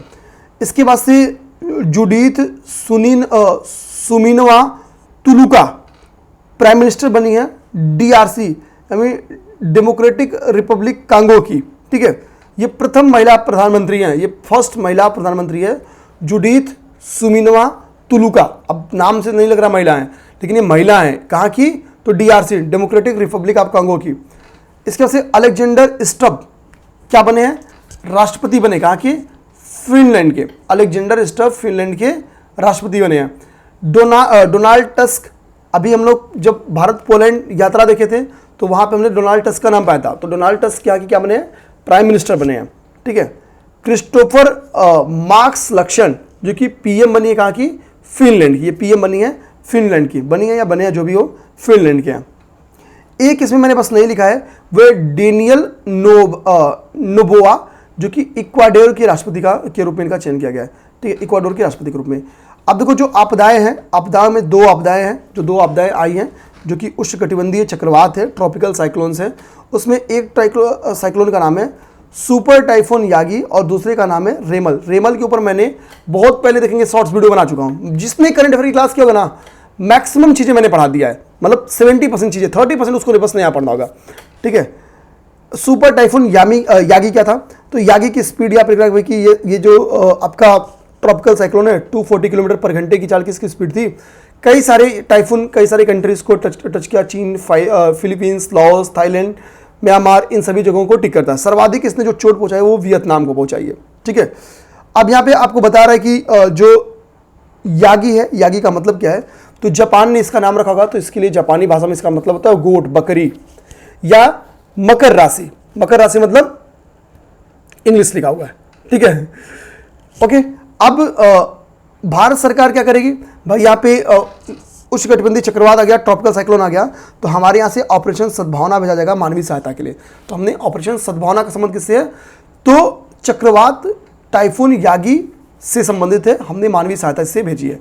$1 मिलियन की हमने मानवीय मदद की बात बोली है वियतनाम को, क्योंकि सर्वाधिक प्रभावित कौन हुआ, वियतनाम हुआ। रेमल के बारे में हमने पहले ही बता दिया, रेमल से भारत भी प्रभावित हुआ। बेसिकली बंगाल और नॉर्थ ईस्ट के जो स्टेट्स है इससे प्रभावित हुए, सर्वाधिक बंगाल इससे प्रभावित हुआ था, ठीक है। रेमल का अरबी नाम है बालू यानी सैंड होता है, इसका नामकरण रेमल का ओमान के द्वारा किया गया था। तो इस तरीके से आज हमारा जो अंतर्राष्ट्रीय घटनाक्रम है वो खत्म हो जाता है मैच 1.5 घंटे में। तो पूरा अंतर्राष्ट्रीय घटनाक्रम जो अपना खत्म हुआ है, या जो अंतर्राष्ट्रीय परिदृश्य है, उसको खत्म होने में 2 घंटे 10 मिनट की पहले की क्लास हुई है और 1 घंटा 30 मिनट ये, तो कुल मिलाकर के लगभग 3 घंटे 40 मिनट की क्लासेस हुई हैं और आपकी पूरी की पूरी कंटेंट तैयार करा दिया गया, ठीक है। अब नेक्स्ट आपका टॉपिक जो है वो आपका आर्थिक घटनाक्रम है, जो कि रमन सर कराएंगे। रमन सर ने इसमें मैं आपसे बोलूँगा कि इसके 2-3 टॉपिक्स ऑलरेडी कर दिए हैं और बहुत बढ़िया तरीके से करा दिए हैं। 50,000 लोग उसको देख चुके हैं, मुझे समझ रहे 35-40 देखे होंगे। बजट, ठीक है, आर्थिक समीक्षा और यूपी बजट, ये 3 चीज़। तो मैं कहूँगा आप सर से बोलना कि अभी ये मत पढ़ाएं, आप ऑलरेडी पढ़े हो, उसी को रिवीजन कर लो, वो ज़्यादा बेटर रहेगा। बाद में इससे कह देना कि MCQs हम लोग बनवा दे कि करा देंगे, तो ज़्यादा बेटर रहेगा, आपको ये ज़्यादा लाभ करेगा बजाय कि फिर वही चीज़ दोबारा पढ़ना। अब यहाँ से जो प्रमुख दस्तावेज है यहाँ से रमन सर स्टार्ट करेंगे। रमन सर आपको इकोनॉमी, रमन सर चूँकि पढ़ाए भी हैं, आप सबको का सपोर्ट भी रमन सर को बहुत मिला है, तो रमन सर करवा देंगे, ओके। और साइंस टेक भी रमन सर करा देंगे, साइंस टेक भी आपकी रमन सर कराएंगे। ये 2 टॉपिक रमन सर कराएंगे। अब इसके आगे जो बचे टॉपिक्स हैं, चाहे यूपी स्पेशल हुआ, इन्वायरमेंट हुआ, संक्षिप्त किया हुई, खेल हुआ, ये सब मैं कराऊंगा, ठीक है। तो उसके लिए आपको निश्चिंत रहना है। जय हिंद।